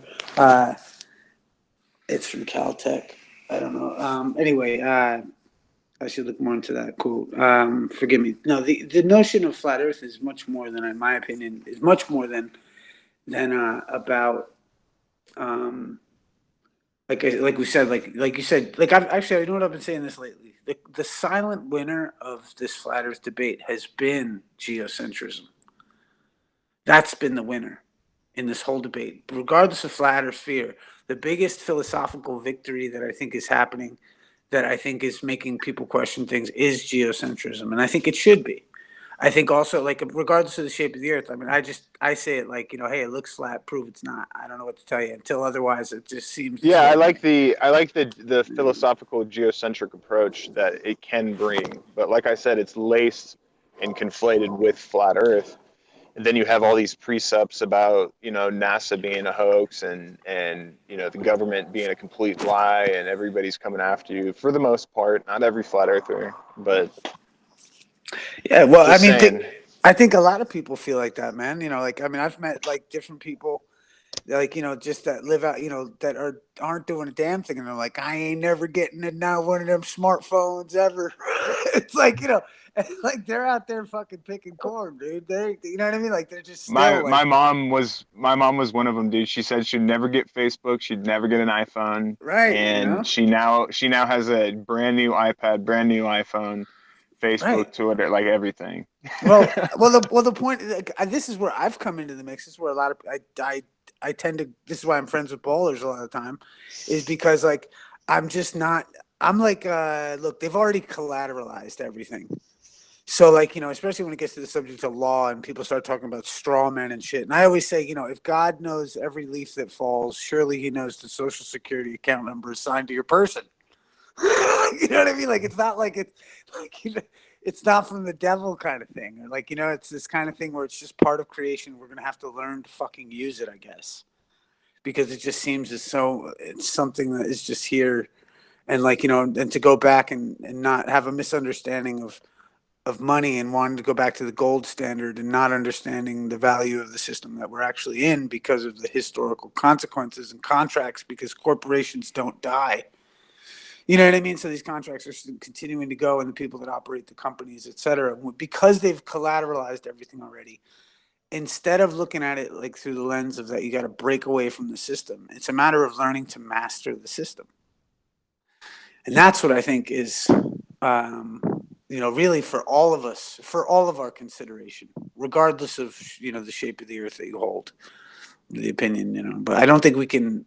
I think it's healthy for us to offer options. But then I was watching Cass Sustein, his thing on nudge theory, Yeah. and he yeah, man, and he was it's funny, I've been called yeah, it's all right. So like it was just talking about how even having like not knowing what to do and not doing anything is an option, and they don't want to like stifle people, I think, and it makes more sense in the community. This is why it's a secular school, and we're supposed to learn our what's and hows and everything, how to do shit at home. But we've no longer have that right now at this time, and it's the biggest detriment to, and the biggest open wound to our society, is that we don't have the family unit like it used to, or at least we don't even respect the tradition of any of it anymore. Never mind the function of it, of a family unit to raise children, and then how to not let a school system become a mom and dad for your kids. Like that's like the biggest thing to me. The thing with flat earth is it highlights it highlights so much, bro, Because like, it's like when I watch you guys, when flurfers or whatever you call flat earthers and shit, this shit is hilarious because there are so many people that are just like, yeah, it's stupid, and it's just like schools are dumb, they shouldn't even exist, and they're like, that's a platform for them. It's funny you bring that up, Isa, because talking to somebody earlier about that, like in the United States, it's like, when your child turns 18, you're supposed to, but what would be the grander thing would be to together, bond together, grow together, a beautiful community. But that's not what on mainstream is acceptable.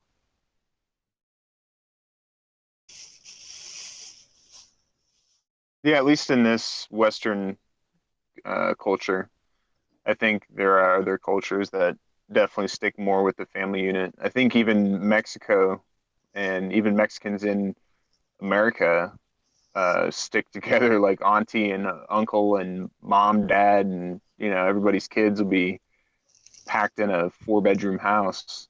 At least where I've lived, Texas and some other places. But yeah, it's I guess more of an Americanized or Western kind of idea. I guess it's more of a to attach more to that is go out to college, and go into that rat race, go spend $100,000, put yourself in debt to then also put yourself in a position to go into a new rat race in the job market.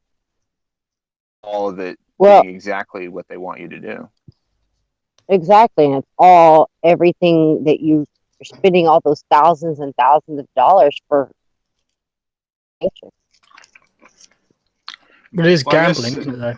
It's gambling. Indoctrination might be a subjective thing to some, because you might say that the sphere evidence or the sphere information that kids are taught is indoctrination, but on the other hand, it also might be true. And I don't know if indoctrination is necessarily denotes that it's lies, like it's falsehood. I'm not sure. It might. But either way, kids are taught what they're taught. And I think that if I go to a high school class, pick up a book, I'm sure a history book is going to say that 9/11, there were 17 hijackers, and it probably will have pictures, and it'll probably say the whole story about Osama bin Laden and all that. And I've come to find out that that's probably not true. So then that in and of itself really invalidates the whole education system. Well, to a certain degree. But yeah, I mean, they have the ability to teach kids whatever they want. And that also goes by omission, too. They can omit logic and reasoning, the trivium, the quadrivium, stuff like that to children in certain sects, so that they basically go on and are fine with doing mindless tasks and don't really want to better their life in any way. Seems.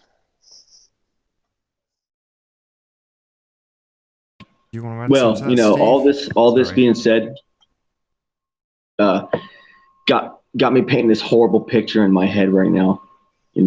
Issa was very nondescript about what he was trying to get at. I'm not really up to date on all the latest news, so I don't know. But it made me imagine a horrible scenario that, like,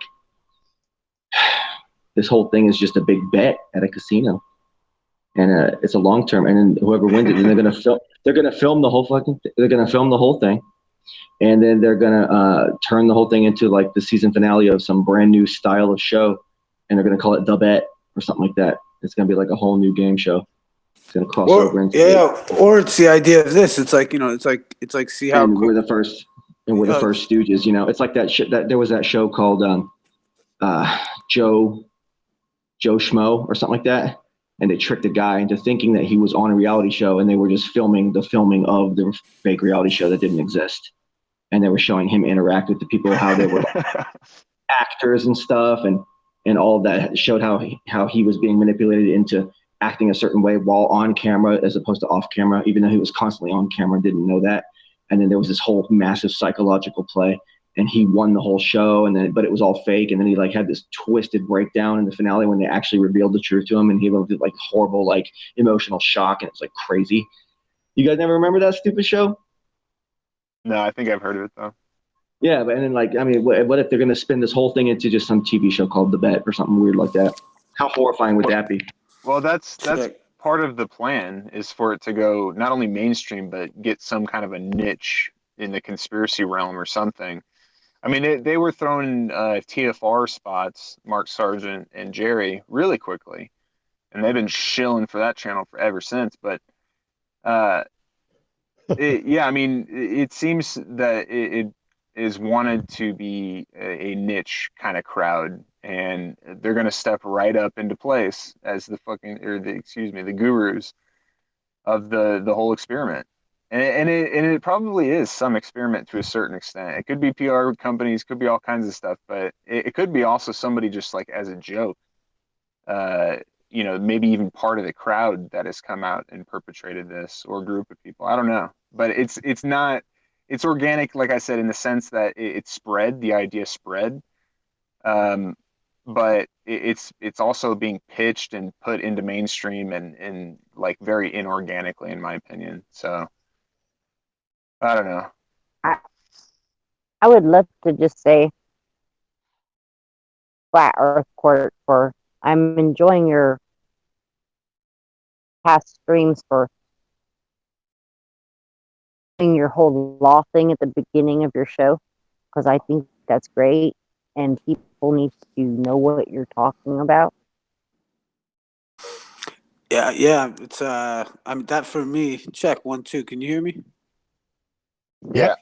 Okay, you can. Forgive me. Yeah, I think it's the most important thing, actually. In my opinion, it's what, it's like any subject I happen to get into. It's like I just think it's the most prevalent topic that, like, it helps in the idea that what I think most people are suffering. Like, 'cause I guess I see it in my community, and I see it this, like, this hopelessness. You know what I mean? Like, everybody's on drugs. Everybody's on something with some hang up here, there, the other thing. And the thing is that, to me, that only exists when your life is in your own philosophy, you're meaningless. And like any one of us at any time can stoop to that level of depression.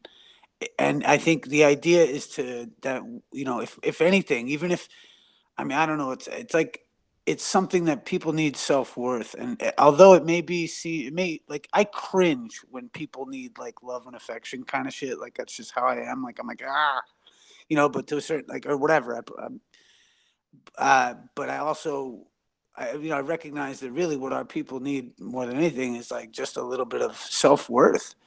And and I think something beautiful about this discussion is that it forces us to look into a very deep subject, like, like the discussion of the shape of the earth. I mean, you got to understand all the different dynamics of this conversation, and it also brings into the flavor, or like the concept of geocentrism, which puts one at the center of the creation. And just to even experience that, for even if someone isn't going to go and be a flat earther or whatever the case may be, just to experience the concept. Everyone is entitled to at least hear this idea that they are the center of the universe. They matter.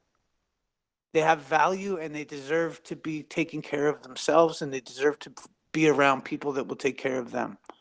They deserve. Nobody's saying that. Nobody's saying the contrary in the heliocentric model. Oh, no, I but really hate this I'm philosophical not. approach Listen, where you're a speck of dust and you're worthless and you're a nihilist and a materialist because you live in a heliocentric model. But really, it's the same thing, dude. It's the geo and helio are basically the same thing. They really are.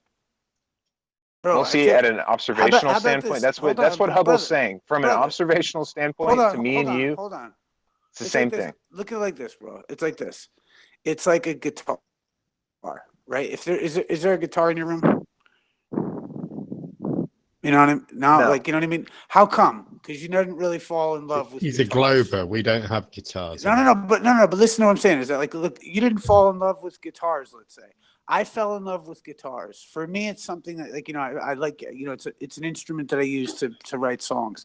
The thing is because that they're sexy, bro. It's because they're it's sexy. Bro. well, but the point is that just much like this idea of geocentrism, what to you may seem something that you're not going to make sure that you're around, that like you don't have a guitar in your house.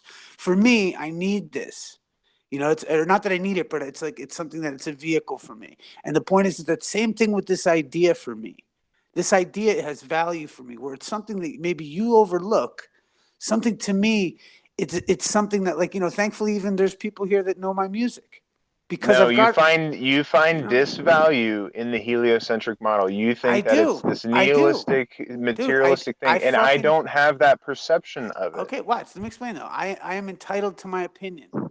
And that thing I is never said you that's weren't. right. No, and all I'm trying to say is that is what I see as heliocentrism provides for the No, philosophy of these I think that people. a lot of modern philosophers or modern scientific philosophers kind of push the masses in that, but that could be a whole different agenda perpetrated by different sects or groups of people. Who knows, dude? I'm just saying that this geocentric idea hasn't gone away. It's always been there. It's just at the forefront because of this flat Earth idea. That's the only reason. And it's a great approach. But look, I don't understand why flat Earth has to be the vehicle for us to explore our world around us. It should have been it shouldn't have been this explore to find it flat, but explore to find that it's the truth, what they're telling us. And by all measure, it seems to be the truth to people that really objectively look at it.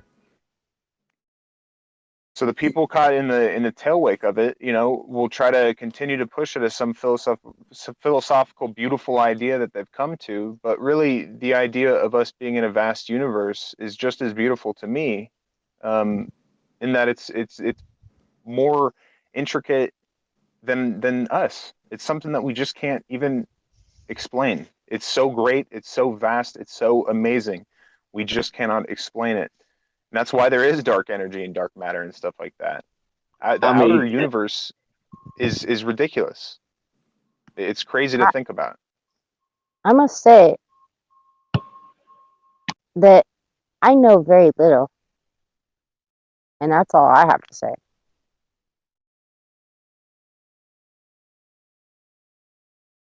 Ah, well, as long as you're accepting and willing to learn, then people will probably be here to teach you. It's just others have a different mentality on what they want to teach and what they want to believe and their bias, and then they lead people down the wrong path. And if people want to believe the earth is flat and they have a better life for it, I wouldn't be in this conversation. But I feel that for a lot of people, it brings out some demons, for lack of a better term. And for some people, it's exceptional. It's great. That's cool. But it's conflicting because it is placed in the truth community, and it's just objectively false. And people go around and try to pitch it and take down NASA and all this stuff, and it's a pipe dream. It's misdirected hostility. We're going after the wrong people, and people don't understand the comparison from the GDP to what NASA gets and what NASA would get if they were going to the moon and putting all these 24-hour cameras everywhere that all of the flat earthers insist. So it's just, I don't know, it's a mind game. And I've always been on the side of truth, objectively, I guess. Yeah, I Jim, are you see still here? it's way Yep, bigger still here. than NASA and flat Earth. It, that's Yeah. not you. It's way bigger than that. If you can't see that, then you you got your shutters on and you don't want to see. Yeah. Well, there's some kind of nostalgia that people run into with the flat Earth. I'm not saying that I didn't. I've described it as a psychedelic without taking a drug when I first got into it, because I was a very conspiratorial person, I would call myself. So I fell into it for a few weeks and really investigated it. But it really only took me a few weeks because I didn't care at the end of the day what it was. I just really want to get to the truth of it. And I would have been the best little flat earther if it was the truth. If there was actual solid evidence against the sphere, even, I would come out with it. But I just haven't found anything yet. Nothing even close to compelling. Nothing seems to be wrong with the model that we're prescribed. It seems to accurately predict everything. And we seem to be able to observe curvature as we, water doesn't bend. Well, here's a water droplet. Here's rain droplets. Here's, I mean, it's endless. And But those are completely different phenomenons, Water I know, but still yeah. I'm does just making the that. point that they're making the assertion water doesn't bend, water doesn't curve. Well, that assertion alone is not true. There are water droplets from rain clouds and stuff like that. Water obviously does bend. Okay, so then we look at it's micro versus macro. We don't have to go to micro versus macro. Well, that's what Dell does. He goes and proves the flat Earth with very micro and says that it's a flat Earth because of it. And then even though his 13 caveats, one after another. Then Oh, large God. bodies of water. Then it's large bodies of water at rest. And then Yeah. and he just keeps redefining it and shifting the goalposts. And Yeah. but still trying to make it sound like it's some legitimate law of science when it just isn't. A wave. Yeah. The fact of the matter is that everything still at this all based upon belief and faith, and they're all theory, and there's no actual proof of anything.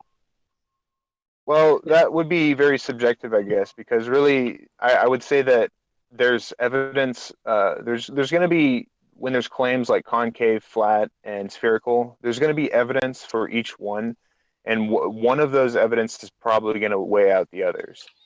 And so you can make very logical inferences with a preponderance of evidence, like I've said before, to come to the spherical reality. And then it's a whole philosophical approach to say, what is evidence? What is proof, epistemologically speaking?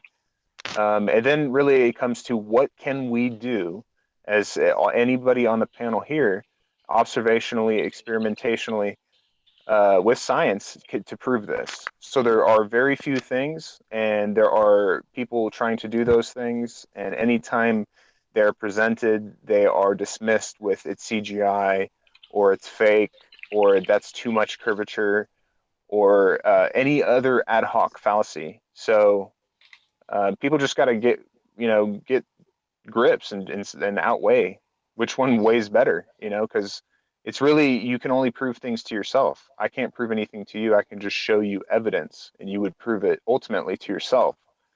So that's what we're dealing with here, is people have different standards of evidence and standards of proof. People in the mainstream can look at a picture from NASA and say that's proof that the Earth is a sphere. Case closed. Other people here are way, way more skeptical. They're way, way more critical. They're way, way more biased. So in a different way, I guess. So it's just a combination of things, really. Can I? It's a philosophical idea. Go ahead, Negs. Hey, I'm here. Hi, Neg. Welcome. Hey, boss has said you needed help or something, so here I am. Yeah, I'm failing. No, I'm just kidding. I did want to say though that or ask, have you ever rubbed a balloon and then put it under a running sink? Running being the key word, flowing being the key word. Yes. Are there oceans? Are there big bodies of water that aren't flowing? Are they stagnant? Does this have anything to do with natural science? It does. The point is that you can bend water with static electricity. Balloons are natural. I know, balloons are CGI. And the other thing I don't understand is when people say, water doesn't stick to a ball. Well, the argument there is that applies just as well to any shaped Earth. So I don't really understand why I use that argument when it doesn't. How common is it to find a perfectly spherical rock? Yeah, that's a good question. But yeah, how does water stick to a flat Earth? So, well, yeah, density and buoyancy. But the thing there is it's a joke in and of itself, because you're doing the experiment with something just astronomically smaller in the first place, like a little basketball or something, and you're placing the same liquid on it, right? But it's also under the same forces that the said water is curving on. So like I've told him a long time ago in our logic clinic, you can't do this on Earth. You would have to have a large object in space and put water on it, or go to the moon and put water on it and see if water would stick to it. Like you can't. It's a silly. It really is. That's why I ask myself: is this guy trolling? Is he a pro troll? Has he pulling the carpet from under me? Because there's no way that this guy is now saying that his flat water has like 20-foot waves of water. I mean, this is a joke. Like he's trolling me. I don't know, man. I hear Jem, what do you're you think?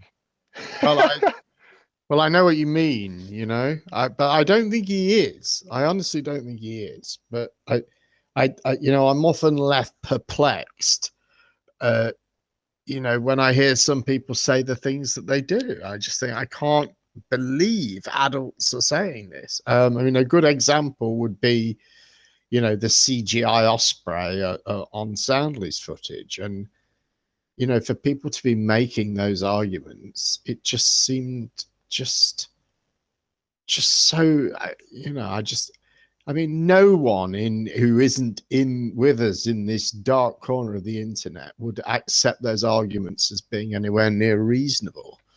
Anyone would look at that footage and say that's a real bird sitting on a real electricity pylon. No one would say it's CGI. They just wouldn't. So the bird's just CGI, everything else is real? Well, that's kind of where they're going. Oh, so the birds must be CGI, and then they're just expecting everyone to just kind of go, oh, so if the birds are CGI, then that means that the rest of it could be CGI as well. But that's the nature of anomaly hunting, isn't it? It's like all you've got to do is find something which you don't think looks right, and you can bring the whole thing crashing down. And and often people make that argument. They're saying, well, we know NASA have lied to us, so we can't believe anything they say. But they don't. They assert it and they believe it. They believe that NASA lied to them, or right, everyone. Exactly. They don't know. Presuppers. They know. Yeah. Yeah, exactly. They just say they know. They don't actually know. They just say they know. It's sort of begging the question. It is. It comes across as they don't. It's not genuine if they just say I think. They say they know. I've been in so many debates that I can't even use satellites or NASA or anything like that, because you'd get booed off the stage. Like seriously, right. I know. It's just it's out of the question. It's one of those things, just like you're saying. It's begging the question. Well, we know that NASA is fake. They provided all fake evidence, and there's no justification for it. So I mean, like my problem is maybe they faked some things, but you're saying that it's all fake. Like all of this video and all of this is all fake, and I'm just supposed to agree to this before we go into this. This is the thing, and again, it's just like you say. If you even suggest that that anything they're doing is real, it's and this is why I take this argument on quite a lot, because I just think, again, anywhere but this dark corner of the internet, to suggest to people that all of space exploration is being faked, all of it, not just NASA's, all of it is being faked. I'm glad we finally got to this conversation. I don't think anyone would do anything but laugh at you. Sorry, go ahead, mate. Literally, Jem, you've struck the nail firmly on the head, because what you're saying is, in order to believe in a flat Earth, yes, precisely. That across to people who aren't, it's completely illogical. Completely illogical. When you do just a little bit into research, because then it just piles on. Oh, so they created the F-1 rocket, and they created all these different things, and then they're just putting it into the water for $50 million a day. They're just creating this, and and it's just this big ruse. So then you ask them, well, so I've seen a rocket launch, so was that fake? Was that CGI? Everybody has their own opinion on that. Then ultimately they don't go up into space. But now the new thing is that they're going into low Earth orbit. So that's great. And then they'll say that they're balloons. But then that begs the question, so we can track these satellites on a spherical Earth. Can we do these trackings on a flat Earth? Because I don't think that's possible. What do you mean by And low Earth orbit? They say low Earth orbit? they're starting to say low Earth orbit a little Well, bit. what is Yeah, it orbiting then? Yeah, I've caught someone saying that. well, it's probably doing some fancy freaking analema up in the sky or something to stay up on a flat Yeah. plane. I have no idea. Just keeping its speed up there so it can stay there. If it Well, slows down. if you're a pizza map subscriber, so airplanes, they correct their courses and they go around the pizza map. So I'm sure a satellite could just do the same thing, just go around the freaking pizza map, dude. It's just that Maybe simple. the faster it goes, the like a plane, right? If the slower it goes, it's going to come down. So if it keeps its speed up, it's going to stay up there. Maybe that's how they think it works. Well, that's another thing that's so funny is they can kind of grasp that there's a varying pressure system. It gets less and less as you go up, but they just cannot grasp this vacuum. They're thinking of Right. a perfect vacuum first of all, attached to a non-vacuum. It's so impossible, but it's like they're neglecting like what 100 miles or more of a varying pressure gradient. Where when It's I just go a up to a slow mountain, transition to nothing. yeah, but when I Yeah. go up to just even a mountain, there's a huge difference. You go up in Right. a plane, they can only fly at certain altitudes, most commercial jets and stuff. I mean, this stuff is You don't have to go very solid. far. I think on Everest, by the time you get to the top of Everest, it's like 4% of the sea Wow. level atmosphere or something. It's tiny. I don't know. It might be more than that, but it's very small.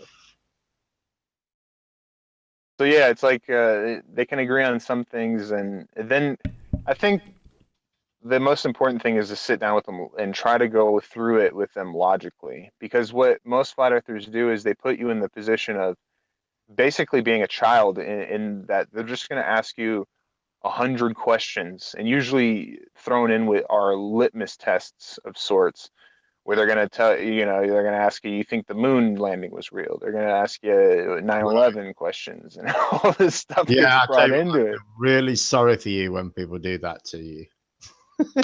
Yeah, I'm like, Man, I think it does leave you in quite a difficult position because I don't think you do readily accept any of it, really. Not no. readily. I'm not saying you dismiss it, but at the same time, I don't think you easily accept it. And it's kind Well, of I a little don't. unfair on you, really, I think, because I think you haven't really got a good way of expressing what your position is on it. You know what I mean? I do. I think, look, my position, let's just say on the moon landing, is that it's more plausible that it's happened. There's Right. more evidence. And for me to say when I was born in the 80s, right? When I was born, to say something that happened 20, 30, 22 years or whatever before me, and say it's false completely is disingenuous. But to say it was completely true, everything that they did is completely true, is just as much almost to me. In that I think that there's enough evidence to lead one to believe that it did happen, and not that much evidence to lead one to believe that it didn't. And Right. that's Right. why I take the approach that it's more plausible. I don't need to say that it's 100% that it did happen, but I think they obviously did shoot something up. There's people that reported um, what is it, rocket separations and stuff like that. Yeah. Um, I mean, they were on the trajectory to go. They weren't. So, do you know they shoot pretty much straight up? They weren't going into orbit, so they just shoot straight up. They do go into orbit. Yeah, they do a parking orbit first, and then which I think was about 9 I think they did something like 9 orbits of the Earth or something like that. Wow. And then they shoot the rocket to get out of Earth's orbit. Wow. So let me think here. Or to get on a lunar trajectory, I should say. They're never out of Earth orbit. So they've lost their first stage, right? By the time they're doing this orbit. They've lost the first 2 stages. So there's just what they call the S4B left. And that's more than the lunar module, right? Right. It's got like the lunar module sort of stuck in the top of it, but still shielded, still covered by like an adapter thing. So the M4B or whatever is able to take basically like retro motion or something, take itself out of orbit. It's still quite a big rocket, and they fire that puts them on a lunar trajectory, and then believe it or not, while they're in that on that lunar trajectory, going at 25,000 miles an hour, the flat earthers are going to love this. I know. That is when they turn the command module, they separate, they turn the command module around, and they dock with the lunar module and pull it out of the top of the S4B rocket booster. All with engine combusting in a non-atmosphere. And then the whole lot, all of that goes to the moon. So the S4B, the 4 adapter panels that are covering the lunar module, and then the lunar module and the command module docked together. All of that lot went to the moon, and people were able to see it all, on with telescopes. Man, As you can imagine, it's quite a, the 4 adapter panels. They're sort of flipping around in space, and so they're flashing as they're reflecting, and then not reflecting as they're flipping over. So, this is quite a it's a group of objects traveling together. So it's not that difficult to spot for someone with a good telescope, good visibility, who knows what they're doing. Yeah, it could be plausible that they've never gone much further than.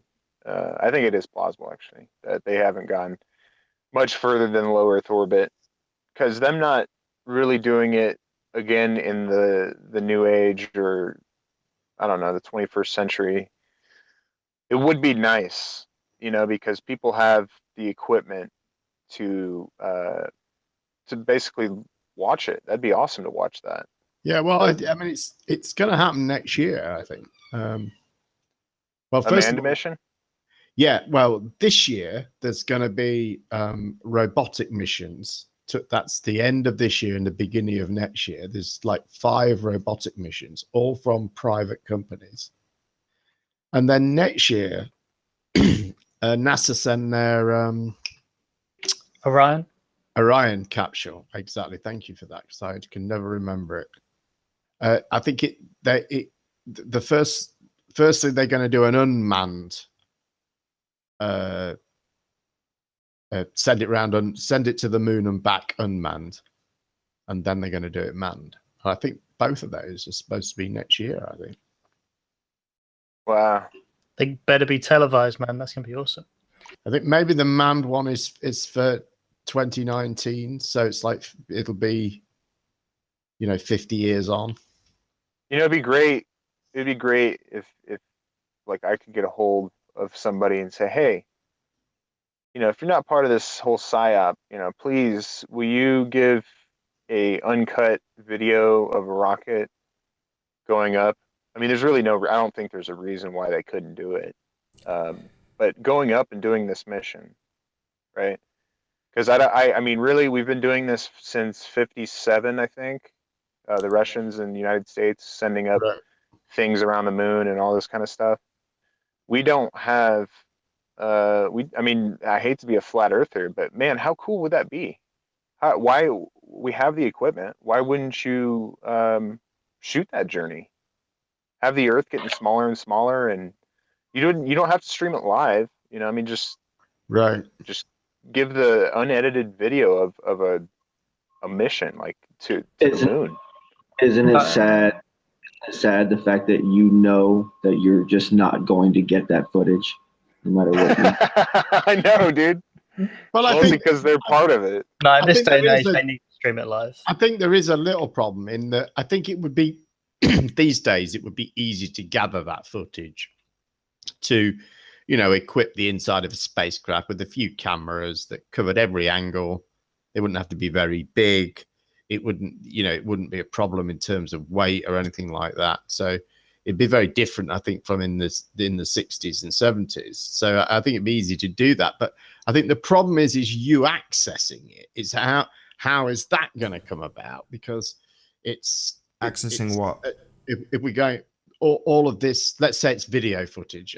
I'm assuming of the inside of this spacecraft. Well, it's a 3-day trip to the moon. So I've been trying to get a point in. I just want to get one point in here, which is we're now talking about a they, and it's the they that previously in this conversation we've had discussion about idiots like Dell who can't replicate the gravitational pull that mere football would have while it's in the gravitational pull of Earth. I mean, how stupid is he?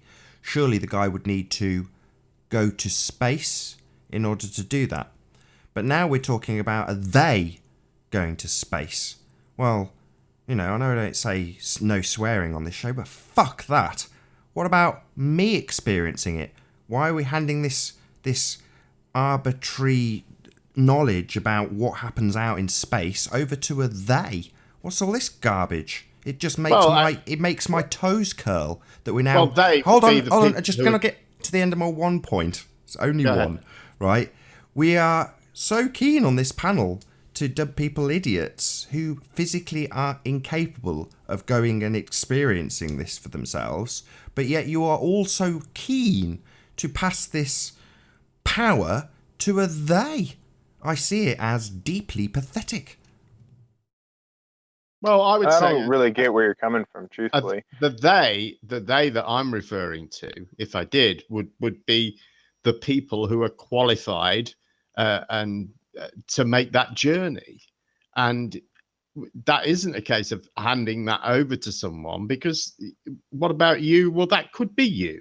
You could qualify to do that and do that. I mean, okay, it's a very select job, but there aren't many people who get that job because it's very select. There are very few opportunities in that career path. So right, but on the one hand, my point, Jem, is that we're telling people to. Very few people get to be a rock star. I get that, but what I'm saying is we're telling people that they are idiots for not being able to conceptualize something while simultaneously handing over the keys to the actual existence of these things to a they. Well, why should I have to conceptualize? Like I've just said, I don't think I am doing that. I think. Well, let's logically go through this though. So we're saying they as in people that have the means, which is in part us, American taxpayer, putting these and doing these missions. So, I mean, what is it, a semantical error? Should we call them by their names, or? I mean, really, the whole thing with Dell is it's like, it would happen the same way if you put water on a ball on a sphere, Earth with gravity, or on a flat plane with density and buoyancy. What is there to be expected when you put water into a bathtub? I ask him, on a sphere, would you expect that the water would be spherical or there would be some kind of a curve? So that's kind of where I'm going with calling him illogical. But I don't find your issue with us talking about missions that they're supposedly doing. Well, because it essentially says that they are the god of that existence. We are talking about what flat earthers define as a deception. And we're at a key point where in the conversation we're talking about somebody physically doing something and you saying that's not good enough. You need to do your experiment in space. Or trust these guys over here. They're doing it for you. Isn't that wonderful? I don't think that was quite I wasn't. No, I think what Tim was, if I may, Tim, sorry, but I think I think the point where Tim was going with Dell was not that he should do the experiment in space, but he should realize that in order for his demands to be met, it would need to be done in space. I would agree. And that's what he, as Tim pointed out, that's what he pretends not to understand. But he understands that. You know, he's been told that many times now, and he's intimated to that a few times. So you know, he understands that. But he right, we all get that. But in this instance, we now defer to authority. Correct? Well, we were discussing how to avoid doing that, how to evidence what was happening. Oh, so give me that crap. I've I've just listened to 10 minutes of you eulogizing about how wonderful it was to get some footage. Some footage. You having me on? I mean, I'm going to butt out at this point because everyone in the chat saying it. This is just like, what? Well, okay. Well, we can argue that point. I'm not going to. I've said at this point, I've interjected way too much. I'll argue with the people in chat then. But if they think that the only way to have any reasonable knowledge that something is real is to personally experience it, is absurd. And you know, I've made this argument plenty of times before. You'll have heard me do it. We've had this argument. I should just say, rather than getting annoyed, I promised myself I wouldn't do this, but it's such a good panel, I can't help myself. Right, go to Nathan Oakley and watch me debate Jen Panda on exactly this exact same point. So I'll just shut up. I'm really sorry. I couldn't help myself. And we went through a long process of you demanding that I go and smell the lady across the lake, or no, not that again. And then I asked you if you believed that Fiji existed, and you just abandoned the philosophy and said, well, I don't use it for everything, which just revealed your confirmation bias. So hold on. So if flat earthers had the means, say in 10 years, you know, quote unquote, space travel is more accessible, would you, if they were able to send up a satellite or something to the moon or some orbiter or something with video on it, I mean, would you believe it? That's kind of the conversation we were having. Is the whole Dell and the whole NASA thing that we're talking about was completely separate. I would say, I was just throwing it out there that it would be interesting if, while they're doing this said mission, that they would actually have one time a uncut video of a rocket going up into space. This is one contention with the flat Earth that I agree with. There isn't really. You can watch all rocket launches. There's none that are uncut. Take it easy on Tim. He was just trying to be a flat earther for a minute. You know, he was trying to fit in with the big boys. I'll try and ask Nathan a question. He might not want to answer, and that's fine. But I think it's only fair if I do, because I've butted in so much. I think it's only fair if I do give you a response. Well, my question then is this: that if as Tim says, that it came to pass that you were able to go to space, or that any one person was able to go to space, how many people? If let's say by the time this happens, you're too elderly and infirm to take this journey yourself, how many people have to go to space before you'll accept that's possible? Is you want me to put a specific number on it? Personally, have to experience it. Okay, I'd say. Is there a point where? Sorry, go ahead. There is. Oh shit. There's when it's commonplace, then I'd accept it. If I could not do it myself physically, then that would be my acceptance level. But at the moment, it's far from that. You know, it's not commonplace at all. Yeah, I agree. Space travel is not commonplace. There's some holes to be had in it. So from a philosophical approach, I don't really think that equates a flat Earth. I would more say that it's something like they can't get out as far as they say they can. It might be geocentric. It might be something else that would lead me to believe with that supposition. But I think that it's not solid. And you know, there's something to be said about science where this kind of stuff is not really repeatable. I mean, we can observe maybe satellites, observe their tracks and stuff like that, but we can't repeat this science that they're doing. And to a certain extent, on a certain level, it is faith-based. I have a question. Okay. Yes. How many people on this panel know how and have changed their car's oil? I have. I've done that. I do. I take apart engines. No kidding. So how many don't? I I don't. assume the rest. I don't either. I don't know. I mean, I could try, but I trust the folks that know how to do it to do it. Right. I don't question that their their integrity or anything like that. I don't need to know how to know that they do it correctly. And I'm In fine with fairness to the claim, though, it is space and the images we get. Like, if you don't know exactly how the images are generated, and if you didn't make or design the cameras that took the images, so you know, like, how that image should look, having designed the camera and knowing how it captures an image, without certain pieces of specific knowledge, having engineered the technology in space, you have to take things on faith. And I don't think that's such a bad thing. But well, in the case of what Negator just said, I would like to say that, most times when you do take your car into a legitimate place, you're going to get your oil changed correctly. But at another place, a Mexican place or something like that, not to be a racist, but you might get some used oil in there, or something a product that's or it's not even going to what get you changed, described. and they've lied to you and told you your oil needs changing, and they haven't done anything, and they've charged you for this it. can be checked. This can be checked. Your oil can be checked and see if they did the job and stuff like that. But everything with space is what they give us, and that's kind of the point that flat earthers have in a roundabout way.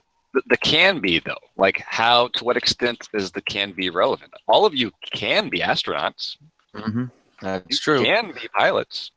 That's true. No, that's true. And there's no one stopping us from doing that. No one trying to stop people from signing up to work for NASA. Hold on. There's not to be astronauts. I don't know about there's that. Not a selection. Yeah, there's not a. That's a good old boys club right there. Yeah. Okay. Well, it's not true at all, though. No, negative. Oh, it is. Negative. When you grow up, you could be an astronaut. It's okay. Now, Musk, if you haven't heard, has made the BFR, and he wants to, in 2018, start selling trips to anywhere on the planet in under an hour. That's the sales pitch. And if he's able to do that, it's going to become commonplace a lot quicker than we might have imagined. What's the BFR? A big fucking rocket. You can't swear on this stream. Oh, well, that's the acronym. I'm sorry. No, just big flipping rocket, or big fudging rocket, or just big flying rocket, dude. I don't understand this insistence that you have to personally do something in order to know something. No, you're really low. You're really quiet. I am? Yeah. What? Is that any better? A little better. Now it is. I don't understand the insistence that you have to personally do something in order to know something. Right. Well, that's why we deem you as a cuck. Well, it's part. I think it's part of the seeing is believing type attitude and returning to the senses and that being whole logical thing. and technical, being logical and But technical. I don't think that you apply that philosophy really very regularly. You know. I agree with Gem Panda on that. I don't think. Yeah, and I think you can be logical, flat earthers, and I think you can be logical and technical without having firsthand experience of things. You can use deduction and induction to discover things for yourself. Hey guys, everybody, hold on just a second. Sorry, Issa. I just want to thank everybody, because if you all think about it for a second, this whole thing goes all the way back to when Validation Boy dropped it on all and said that those objects in the sky. Okay. What? And it's gone. I was going to say they're not tangible. That wasn't me. But then, Wasn't me. Going to say they're not tangible. Yeah, it uses the same argument for This is just bad science. That's what it all comes. Oh. I mean, what I see, What's this noise? What is? It's an internet I know. problem. It all We've comes just back to. everyone's It all dropped comes off back and to. back. Don't I worry. want to thank you guys. I want to thank you guys for bringing this conversation to this level that I tried to bring it to 6-8 months ago. Now, I want to personally thank all you guys. And this is a dream. This is the best of the best right here. This is a dream panel. It's been at this level for a while. I don't want to let you take all that credit. Well, thanks to me. It's good. Thanks to the human intellect that No. everyone has. You guys finally caught up, and that this debate has come down to this factor of what's tangible and what's not tangible, thanks to what I was talking about. The terms you put this into are hilarious. Thank you. Continue. Okay. It's simply bad science to insist that you have to personally do something in order to have knowledge about something. And I see this consistently in the flat Earth. It's a complete misunderstanding of how we know things and how we can come to know things and how we can justify our beliefs. Flat Earthers don't understand science at all. They don't understand the process of knowledge formation at all. Period. That's not true. You can't say that. You can't say that if ask them. What? Sure, Brenda can say In that. my experience, I have yet to meet.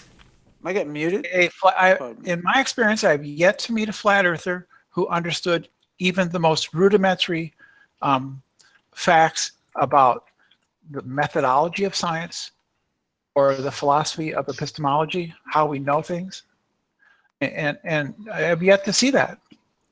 Brenda, you don't even admit that the United States is a corporation, even though I showed you the title. Yep, super relevant. Thank you, Issa. No. It's a case in point of like not being able to see something when it's right. No, it's not at all. Are you sure? You mean you mean like the text in the text that you cite that directly refutes exactly what you say? Brenda, you are a sweetheart. So I understand that you like to confuse and misdirect, and sidetrack conversations because you get uncomfortable. You get uncomfortable when things are not going your way. I'm just going to reiterate here. You're getting angry because you know you're wrong. You're getting all upset over there because you know that you don't have a beat on things. You're out of step, Brenda. It's all good. Well, I mean, just because we can't convince you of our position doesn't mean our position's wrong. And if we're getting mad, you should assume that it's because we're frustrated that we thought we could convince you and we're unable to. But that still doesn't mean we're wrong. And the point is, you can't open your idea up to an idea. You can't open your head up to an idea. No. It means that we weren't able to open you up to our idea. That's what it means. Tim already conceded earlier in this call. Are you sure? Tim already conceded earlier in this call that it's really a faith. Sure of that, Issa. Yeah, are you sure? So the point you have is to admit that you can't entertain certain ideas without experience. Otherwise, you'd be a fool, right? Sure. You can't entertain certain ideas. You said that without before, experiencing, right? But Didn't you just as say long that as you see, didn't if you you just see say- the idea, if you didn't you see just it say- without hold on. experiencing it, you can then have a very good grasp of it. Dude, Yeah, what I you- wanted to you actually. just How said- can you see just something said without before. experiencing it? Well, How do you sure, see I guess something and not that's a good experience point. it? I was just meaning like seeing somebody else experience something. The moon, the sun, the stars. Those are all things that you see that you don't. Subjective experiences prove what? You're not fully experiencing those things. You can see them. They're not empirically existing in the exact manner that you say that they are. Seeing is pretty much the definition of an Tim is empirical on. No. experience. Tim, hold on. Let's deal with one point at a time because Tim was on point right there, saying to Lewis, technical reality that whether you want to accept it or not, it doesn't matter. It doesn't matter what you think about it. It's how it is. It's that you have to have some kind of experience or something to know for certain about something. To say otherwise would be just disingenuous, like Brenda is. Not necessarily. We don't have any experience of history, but nonetheless, we know the people that lived That's why we before call it us. history. We know the people who came before. Isn't history How can you learn any concept or set of ideas without experiencing it? So if you've never conducted any plain sailing, then you probably shouldn't reference plain sailing. Is that what you're getting at? Good point. Well, that's not the point at all, actually. The No, point it's actually a is different one. It's an underhanded one, not I related think we're using slightly different means of I get it. experience here. actually is Tim and Lewis and anyone that's really against the flat Earth, even though they're at heart flat earthers like you guys. Okay, just get over it. You ought to get over it. They're still in denial of the fact that because objects in the sky are intangible, that all their evidence that they use to prove the sphericity, the alleged sphericity of the Earth, relies on that stuff. The only things that are intangible are forces. Relies on that stuff. It's intangible, and it's concluded that what you do is believe, just as much as flat earthers believe. Tim already conceded it earlier in this call. So what is your argument showing us that the objects in the sky are intangible? Because everything that Tim uses, or for example, to prove the sphericity of the Earth, relies on intangible, alleged objects in the sky. There's no actual ground-based evidence. No, I'm looking for an argument from you. Anybody can bring that the Earth is not a flat plane. I didn't understand that. You cut out. Validation boy, I strongly recommend getting a telescope at some point in your life and looking through it at the moon. Because Brenda keeps talking over me. Everything that they use. He's a troll. Everything that they use to prove the sphericity of the Earth in their eyes is based on things that are intangible and unknowable. They're X factors. Like that telescopes? No. Anything that you're looking at in the sky to say that, oh, the Earth is now a sphere. I strongly recommend getting a telescope and looking through it. And looking at them and still not touching them. Intangible. You see that? Look long and hard. Look long and hard. Hey, look at it like this though. Hey, So VB. you only have knowledge of things you've touched. Is that right? Yes. VB, VB, let me get into something here. So here's the So thing, you right? don't know that, hey, I don't know, Jeremy, a brand of car that you haven't. Don't know that. Look at like this. Look at like this. We don't know. Validation boy can't know that he's on the internet. Gentlemen. Yeah, the thing No, is that this, proves flat Earth. like this is that like if we have instruments that tell us what gives us information that leads us to believe that the sun is made out of different materials, right? Now we can take that information and we can compile it together, and the assumption is that it's made of forgive me, is it helium, the chemical and hydrogen. helium and hydrogen? Yes, thank you. Mostly. And so or it's the byproduct of one of them's the byproduct of the burning of the other or something. It's my thing is that we get that information from a spectroscopy, right? And so burning in a vacuum. Hold on. Right. So, but that information is what leads us to believe that we know the makeup of it. We cannot confirm that, but we can either rely on the data set that we have and say that that is the end all be all of it, or we can look at that information and accept and understand the idea as it's proposed, but keep a window open for another alternative. And why do you say science does? That's literally what science does. Well, do you know what the makeup of the sun is, Lewis? What about science says it's set in stone? Well, that's the thing is that's why you're fighting it's for not. that to be it's set. not. It never has been. It never will be. So we're getting there. This is baby steps. Your correctness, which relies on that, can't be set in stone, and it never will be. Never will be able to. You're correct. So we may discover the sun is something entirely different, but for the purposes of demonstrating the motion of celestial bodies, it's good enough just thinking about it as a big bright light in the sky. Yeah, but until then, you're just gonna go with that and say just that whatever NASA says is true. No, this is false. Look, you guys bring up NASA so much. You could try and leave it out and see how much we bring it up. So all of this is nonsense. We know for a fact that the sun is composed mostly of hydrogen and small amounts of helium, and that it is a nuclear furnace. We know this for a fact. No, it's Brenda's right. How we made the technology. You understand how we made the technology? Right. And at no point in the future will we suddenly discover it's made out of Swiss cheese. It's not going to happen. Melted cheese. Or melted cheese. or cheddar cheese. Issa brought up spectroscopy. I think that's probably not the right way to put it, but we understand what you mean. And the spectrometers when do you know how we came up with those? Like, we used them here on Earth first, and then we pointed them at the sky, and we were like, oh shit. I did in high school. Yes, in high school. Yes, in physics. Yeah, I did it at school. We did it. Wow. We did it. So what you do is you burn part of the brainwashing, right?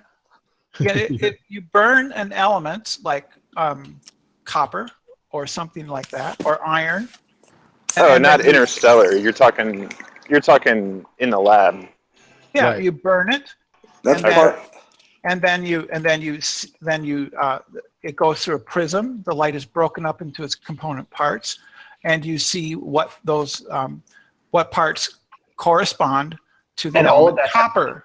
And all that's happening. And all that's happening. Look at, excuse me, I'm explaining this to you. All that's happening. Shut up and listen. Shut up and listen. Shut up and listen. It's not the same thing that would be happening. Just listen. Boy, stop. Just listen. Just listen. Let's get there first. Just shut up and listen. Acknowledge that then. Validation boy. Shut your mouth. Brenda. Shut your mouth. Okay, and so open your mind. Brenda is Harvey Weinstein. Brenda is Harvey Weinstein, everybody. Fucking psyop meme and shit. So we do the experiment on Earth. It shows us these lines show up in this spectroscopic equipment when we burn this element, and then we have that as a reference, and then you look at the sun or a star or any distant light source. You can use spectroscopy to know what is in a light in a lamp. Yep. In a street lamp. You can do that because every single element produces a different fingerprint of light when light interacts with it. So even if the thing you're looking at isn't producing light, if there's light reflecting off of it, you can use that reflected light to deduce what's in it, because it creates a unique fingerprint, because the light waves are so small and interact on a quantum level and have quantum differences after bouncing off of the object. And as far as it being tangible, so light is a physical. Light is a Brenda physical. and VB, can you both stop talking over each other, please?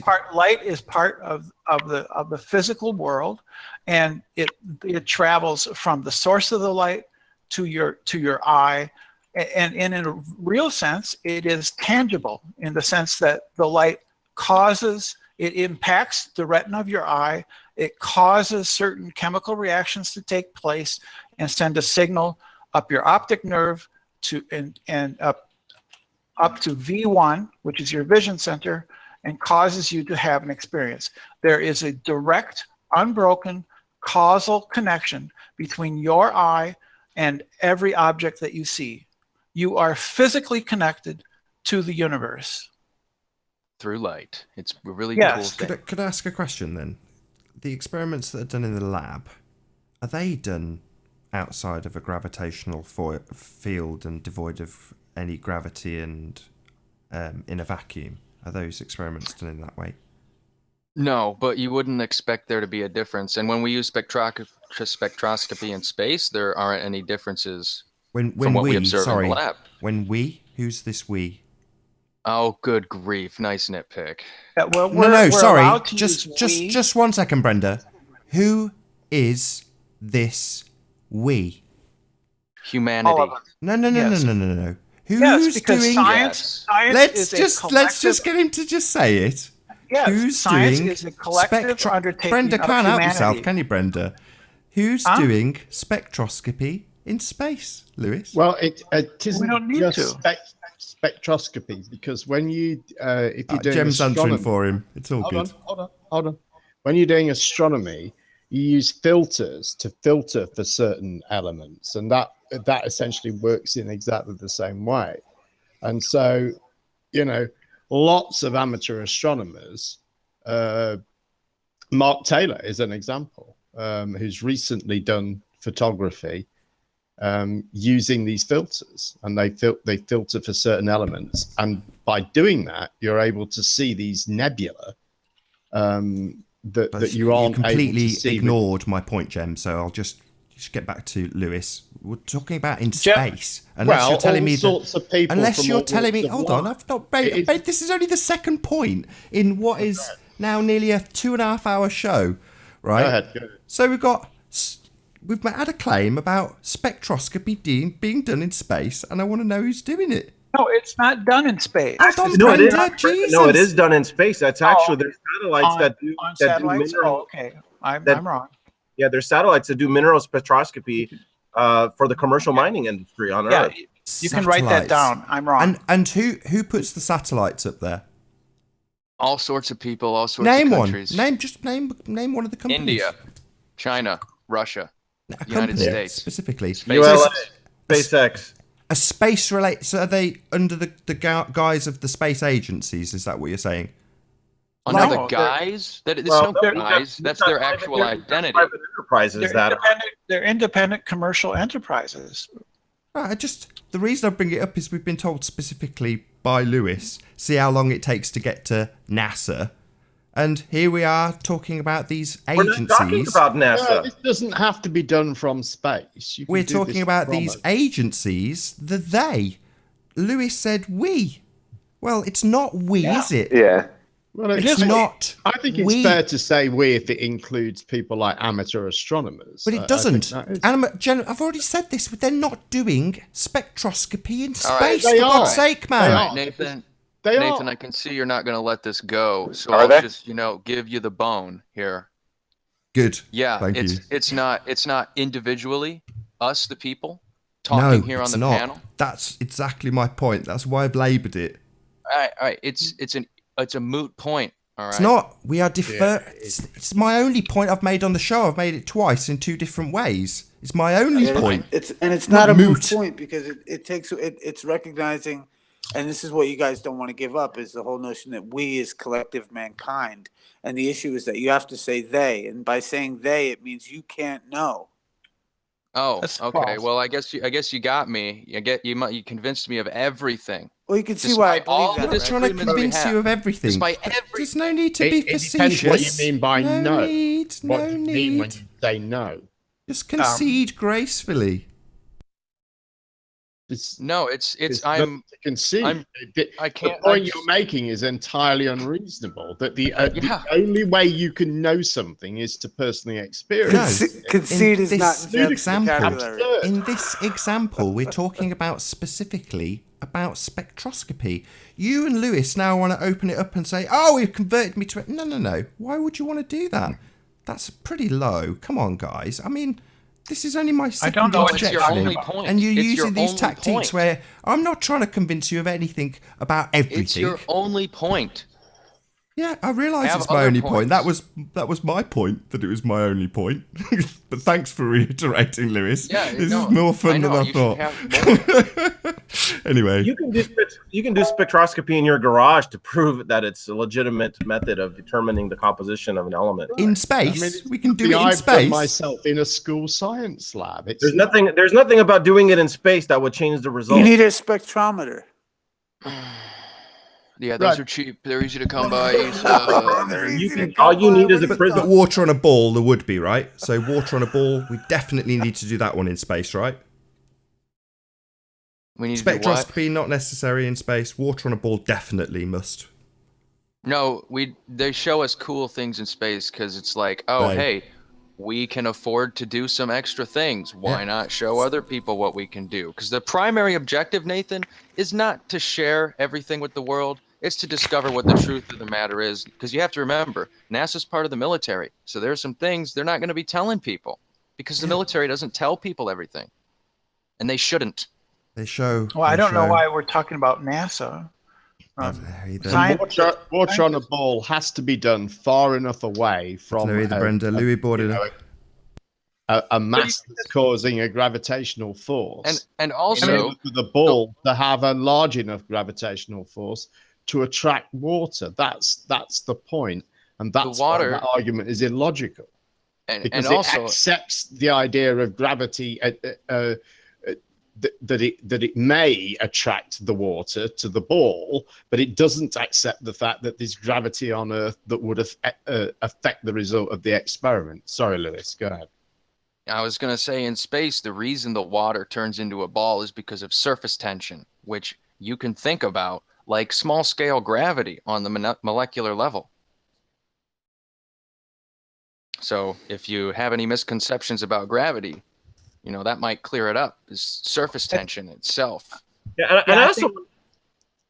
Go ahead. I wanted to kind of touch a little bit. Earlier, someone said that you have to take all the space stuff based on faith, which is really a misuse of the word faith, right? Right. Yes, it is. Yes, It I is. wanted to get that. Go ahead. There's two notions of faith. There's two notions of faith. One is belief without evidence, and the other is simply trust.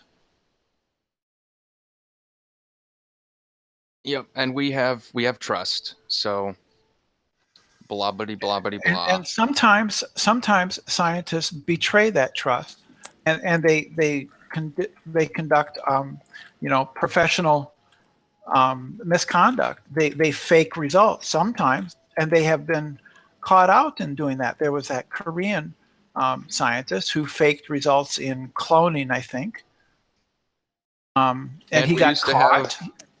We used to have lead in all of our gasoline, and we were pumping lead out into the atmosphere for everyone to breathe. It was really great. And some guy found out because he was trying to create an environment that was totally lead-free so that he could determine a certain type of characteristic of something he was studying. But the environment kept contaminating his results. So he spent some absurd amount of money creating an environment with absolutely no lead. And in the process of doing that, he discovered that lead was everywhere and that it was coming from car exhaust.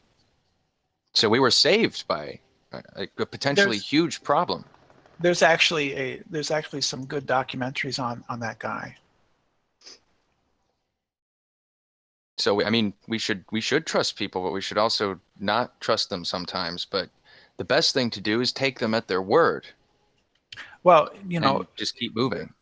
That's why people insist on proper science things being published within a scientific journal, because the process of vetting research for a scientific journal is that they go over it, and the reviewers go over the experiment, and they are looking for flaws in what the person did.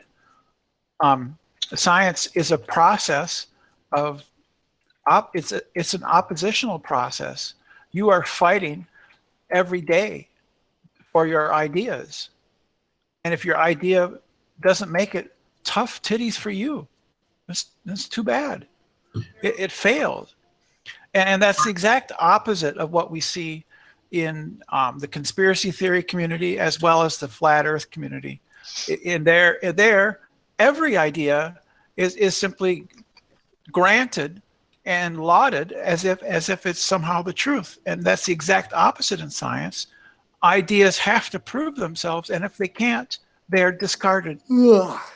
I have to say, though, it is partially Nathan here has noticed this problem where flat earthers and conspiracy groups, they'll just listen to other people's ideas and not rebut them, and that's why he made this platform here, is because he felt like there should be a space for people to rebut. And so I mean, hats off to Nathan for that. Yeah, the problem is that at some point it's going to become apparent to people that they don't have the evidence, and their theories are false, and then at that point the emotional commitment to the beliefs or the religious commitment to the beliefs will take over, and like the previous Earth discussion. What if that happens to you, Brenda? Blogs, what if that happens to you?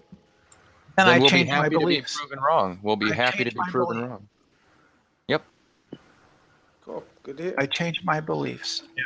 At least ideally, I'm a failed human being like anybody else. I make mistakes. The ISS is fake. It never shows lightning storms. It never shows the wildfires in California. It never shows meteor showers. NASA is full of. You can see, Music Man, you can actually see lightning from space if it's nighttime. And the forest fires, I don't know why you'd expect to be able to see those. I don't know why you'd expect to be able to see meteor showers. But the lightning storms, you can see those from space. I've seen ISS footage with lightning in the footage. So you're just wrong. You're just wrong. I don't know, Music Man left. Yeah, I know, but his words still are here, and they didn't go Drive-by unrebutted. trolling. I don't know what he said. He just was like, "Oh, what That are you footage doing? only partial view there. Your ISS is wrong. Everything you say is wrong." Don't be a dick. Where I was going at with the faith. Yeah, the ISS sucks though. So do people that believe in it. What? How do you know that? What does that mean? What does that even mean? The ISS sucks. What is that I'm just supposed talking to Brennan. I'm just pointing out the obvious. It's just saying because it's in a vacuum and vacuums suck. That's what it was. Vacuums don't suck. They don't. What you know about? I don't think you get your own jokes. How do you clean your carpet, man? You gotta use a vacuum cleaner. Use a vacuum. Yeah. I clean my carpet with air pressure from the atmosphere. Good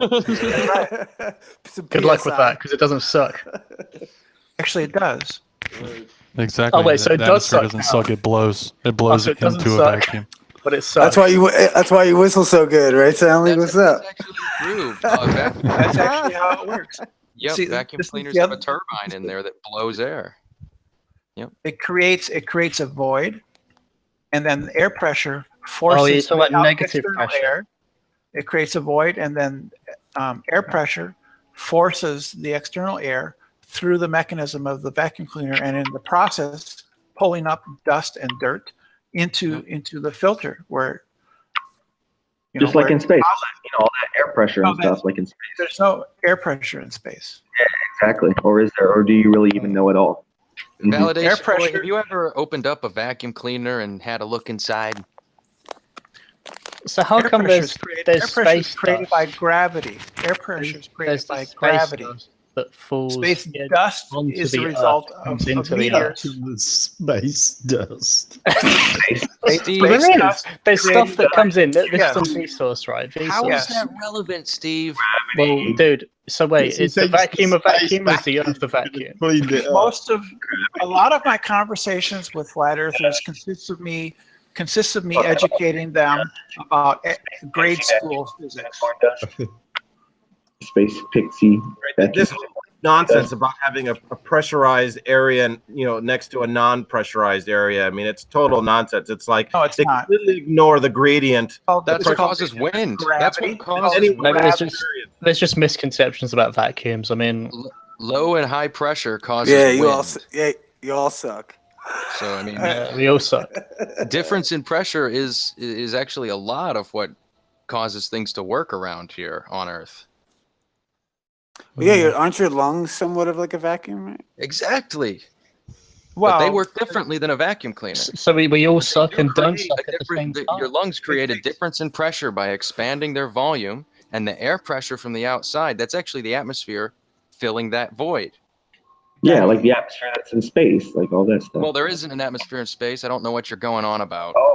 So this is the majority of the conversations with flat earthers is teaching them things they should have How learned. do we know? Because you can drive up a mountain a couple of miles. You can notice a huge Because there are people there. Validation boy, it's not about whether it's true or not, okay? It's about what the theory is, and if you understand the theory, all right? And you're saying things that are contrary to the theory, so it's not relevant, and you're not actually attacking the theory. Validation boy, have you produced that expose on me yet? No, because it's just. I'd be most interested in learning what division of the FBI or CIA I'm attached to. I never said anything about FBI, CIA agent at all. Right? But look, if you want to attack the theories, you should get them right. There's no atmosphere in space according to modern science. You know, I understand you might not believe it and might not think that it's knowable, all right? But if you're going to attack the theory, you should get the theory right. And you can make a reasonable assumption that there's no atmosphere in space because you can see how quickly the atmosphere thins out on Earth. As soon as you go up a couple of miles, you notice a huge decrease in atmosphere already. So you can make an educated guess that if you keep going higher, there'll be less and less atmosphere. Yeah, and also like water. There's no and rational things. reason to believe it would increase either. That's the other thing. I mean, Vapor pressure is a big part of it too. What we're able to extrapolate from the information we have is that the atmospheric pressure decreases as we increase altitude, and there's no rational reason to think otherwise. So, you know, you're basically trying to say, well, how do you know? Well, how do you not know? Well, because none of us personally have ever crossed that line where space began, where the actual space began. You don't have to personally witness something in order to know it. Yeah. Well, then, Yep, just like Soundly's picture there. Yeah, plus like with water, as we go deeper, the pressure goes up. So we see this also here on Earth in many places. So it's not unreasonable to think that there's no atmosphere in space. If you ever go skiing and you go in a shop on a mountain, you see that all of the things that are vacuum packed, like bags of potato chips or packs of meat, are all inflated because they're packed at sea level air pressure and then ferried up a mountain, and all the because of the lower air pressure, the air inside them just expands, and all the things that aren't vacuum packed, I should say, but are sealed. Just like balloons. Like if you let go of a balloon, it'll pop eventually for the same reason. Right. So it's easy to test this idea that there's a pressure. It all comes down to what really happens at that border between pressurized system of Earth. But if you follow that through to its logical conclusion, the idea of a pressure gradient, then there is no border. It just gets thinner and thinner. Correct. Yeah. Go ahead, Stanley. Sorry. Well, there is a border. It's simply arbitrarily defined. Right. Sure. Just like Common line or something like that.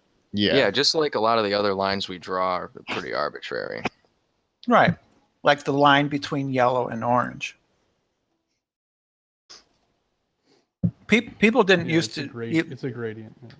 Yeah, orange is a new color. We didn't even have a name for red yellow until people brought oranges back from the New World back to Europe, and they started calling them oranges, and then they named the color after the fruit. I didn't know that. That's cool. Me either. Yeah. It was probably some sort of country overthrowing to get the oranges spread around the world. That happened with bananas too. Oh, that's odd. Yeah, I always used to think it was remarkably convenient that oranges were orange. I wanted to finish. There's no rhyme for orange either, is there? I don't think there is. Actually, if you Google M&M, I think there is. I think orange is a rhyme for orange. What? Bridge. Borange. I'm pretty sure that's the word. Yeah, I've heard this in a, like it was on QI or something like that. Epistemology for truth's been trying to. Right, so while these guys are chitter-chattering away about the colour orange, I'm going to do a final plug to this show, which will be ending in approximately 5 minutes' time. So, if you are new to Nathan Oakley channel, which is actually my backup channel, hit the subscribe button to keep up to date with the Flat Earth debate. If you're new to me in general, click on the link in the info box to subscribe to my main channel, Nathan Oakley 1980, where you can see interviews and vlogs about the Flat Earth, including my opinions, although they have been expressed a little bit on this show, more than I really should have as a impartial or semi-impartial moderator. So as I say, if you did want to get some last points in or do some last minute trolling, feel free to click the link in the info box to join the show live. So if you want to participate in future shows, simply click on the link in the info box below these videos. So there's a few people joining for a last minute word. I will transition back to the show and you can listen in for the last 5 minutes before I thank you all for joining us and end the show there. So I'll transition back now. You can watch this stuff with the telescope in orbit in many cases, certainly with the ISS and other satellites. I'm an amateur astronomer, and there's many times near dusk when I'm looking at stuff, and especially if I'm looking at stuff on the ecliptic, I've had satellites fly through my field of view because the satellites are so bright, even though the sky is dark, shortly after sundown, because the satellites are still in full sun, even though the sky is dark. So there's you can make a pretty educated assumption that this stuff is real. It's not just going on faith. It's you have a lot of evidence to support it. A lot more evidence than a lot of other things you take for granted in your life every day.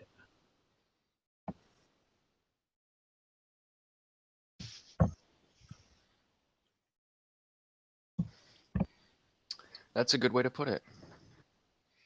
Okay. Now there's a natural gap, guys. I'm just going to say that I'm going to probably round out this show in about 5 minutes' time. So it seems like we've come to a natural end. The debating has turned to talking about Borange. So Orange. Yeah. It's sporange. Don't believe that's a word. No, it's not. It's sporange. Orange with a B. Unless I touch it, it doesn't exist. Scottish word. If I can't touch orange, then I don't believe in it. What's the definition of orange? We need to find out that. Oh, good grief. The only word in the 20-volume historical Oxford English Dictionary that rhymes with orange is sporange, a very rare alternative form of sporangium, a botanical term for a part of a fern or similar plant.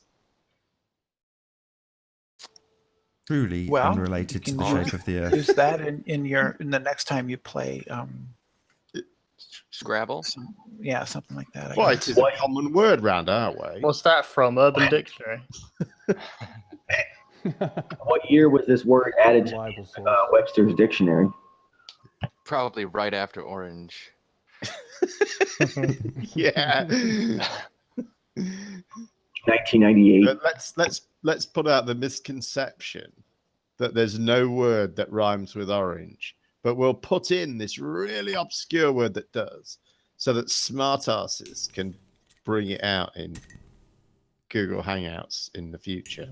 What about arrange? In the flat Earth debate with Nathan Oakley. Thanks for doing this, Nathan. It's a lot of fun being here. And I mean, the real winner here is you with your channel. So, and I think it's a great idea. It's a great idea just as a business or just on its own. On its own, it's a great idea hosting this. I'd agree with you if every single video hadn't been demonetized. So I've got to be honest, it's not really been that financially successful at all. Well, if I'm honest. Attention, people's attention is really the most valuable thing. You never know what you're getting. Once you got someone's attention, you never know what may come. Absolutely. People aren't making a lot from their monetized videos anymore either, though. Oh no, but the few quid I did get, I definitely appreciated. I mean, I think about consistently since I've been doing this about $60 a month, which sounds like peanuts, but when you live on a real shoestring, you want that $60. You know what I mean? I mean, I think from my actual job, I take home probably about $600 or $700 a month. Very, very little. So $60 extra is like 10% extra on my salary. So I really want that $60. So when I punt my super chat, if I get this channel up to 1,000 and put a super chat in, my plug goes from like and subscribe and keep up to date with the Flat Earth debate to keep up to date with the Flat Earth debate and support this channel and put money in super chat. I hope none of you say a word. It'll be your platform at the time. Well, of course we won't say a word because by then, of course, we'll all be getting an appearance fee. So you'll be claiming parts of the donations, will you, Jim? I was thinking about that earlier. It'd be nice, Phoebe, because most of what you have said, I'll be honest, has been cut off by Brenda. No offense, Brenda, but it's true. So maybe you can give us a point to round out the show with, and then I'm going to thank everybody for watching and all of you on the panel. No, it's all right, man. Brenda can't. Bastard. No. Okay. Well, with that, I'm going to say a massive thank you to all of the people who have joined us for this live show. Second I utter. I love it. yes, a massive thank you to all of the panel for being here. It's been a real pleasure, a delight. This has been the best one by far, I won't lie. So thank you all very much for being here. And more importantly, as Louise pointed out, thank you to the audience. We have had your attention, and for that I am extremely grateful. Be sure to like, comment, share and subscribe. I've been Nathan Oakley, and I will see you all in the next video.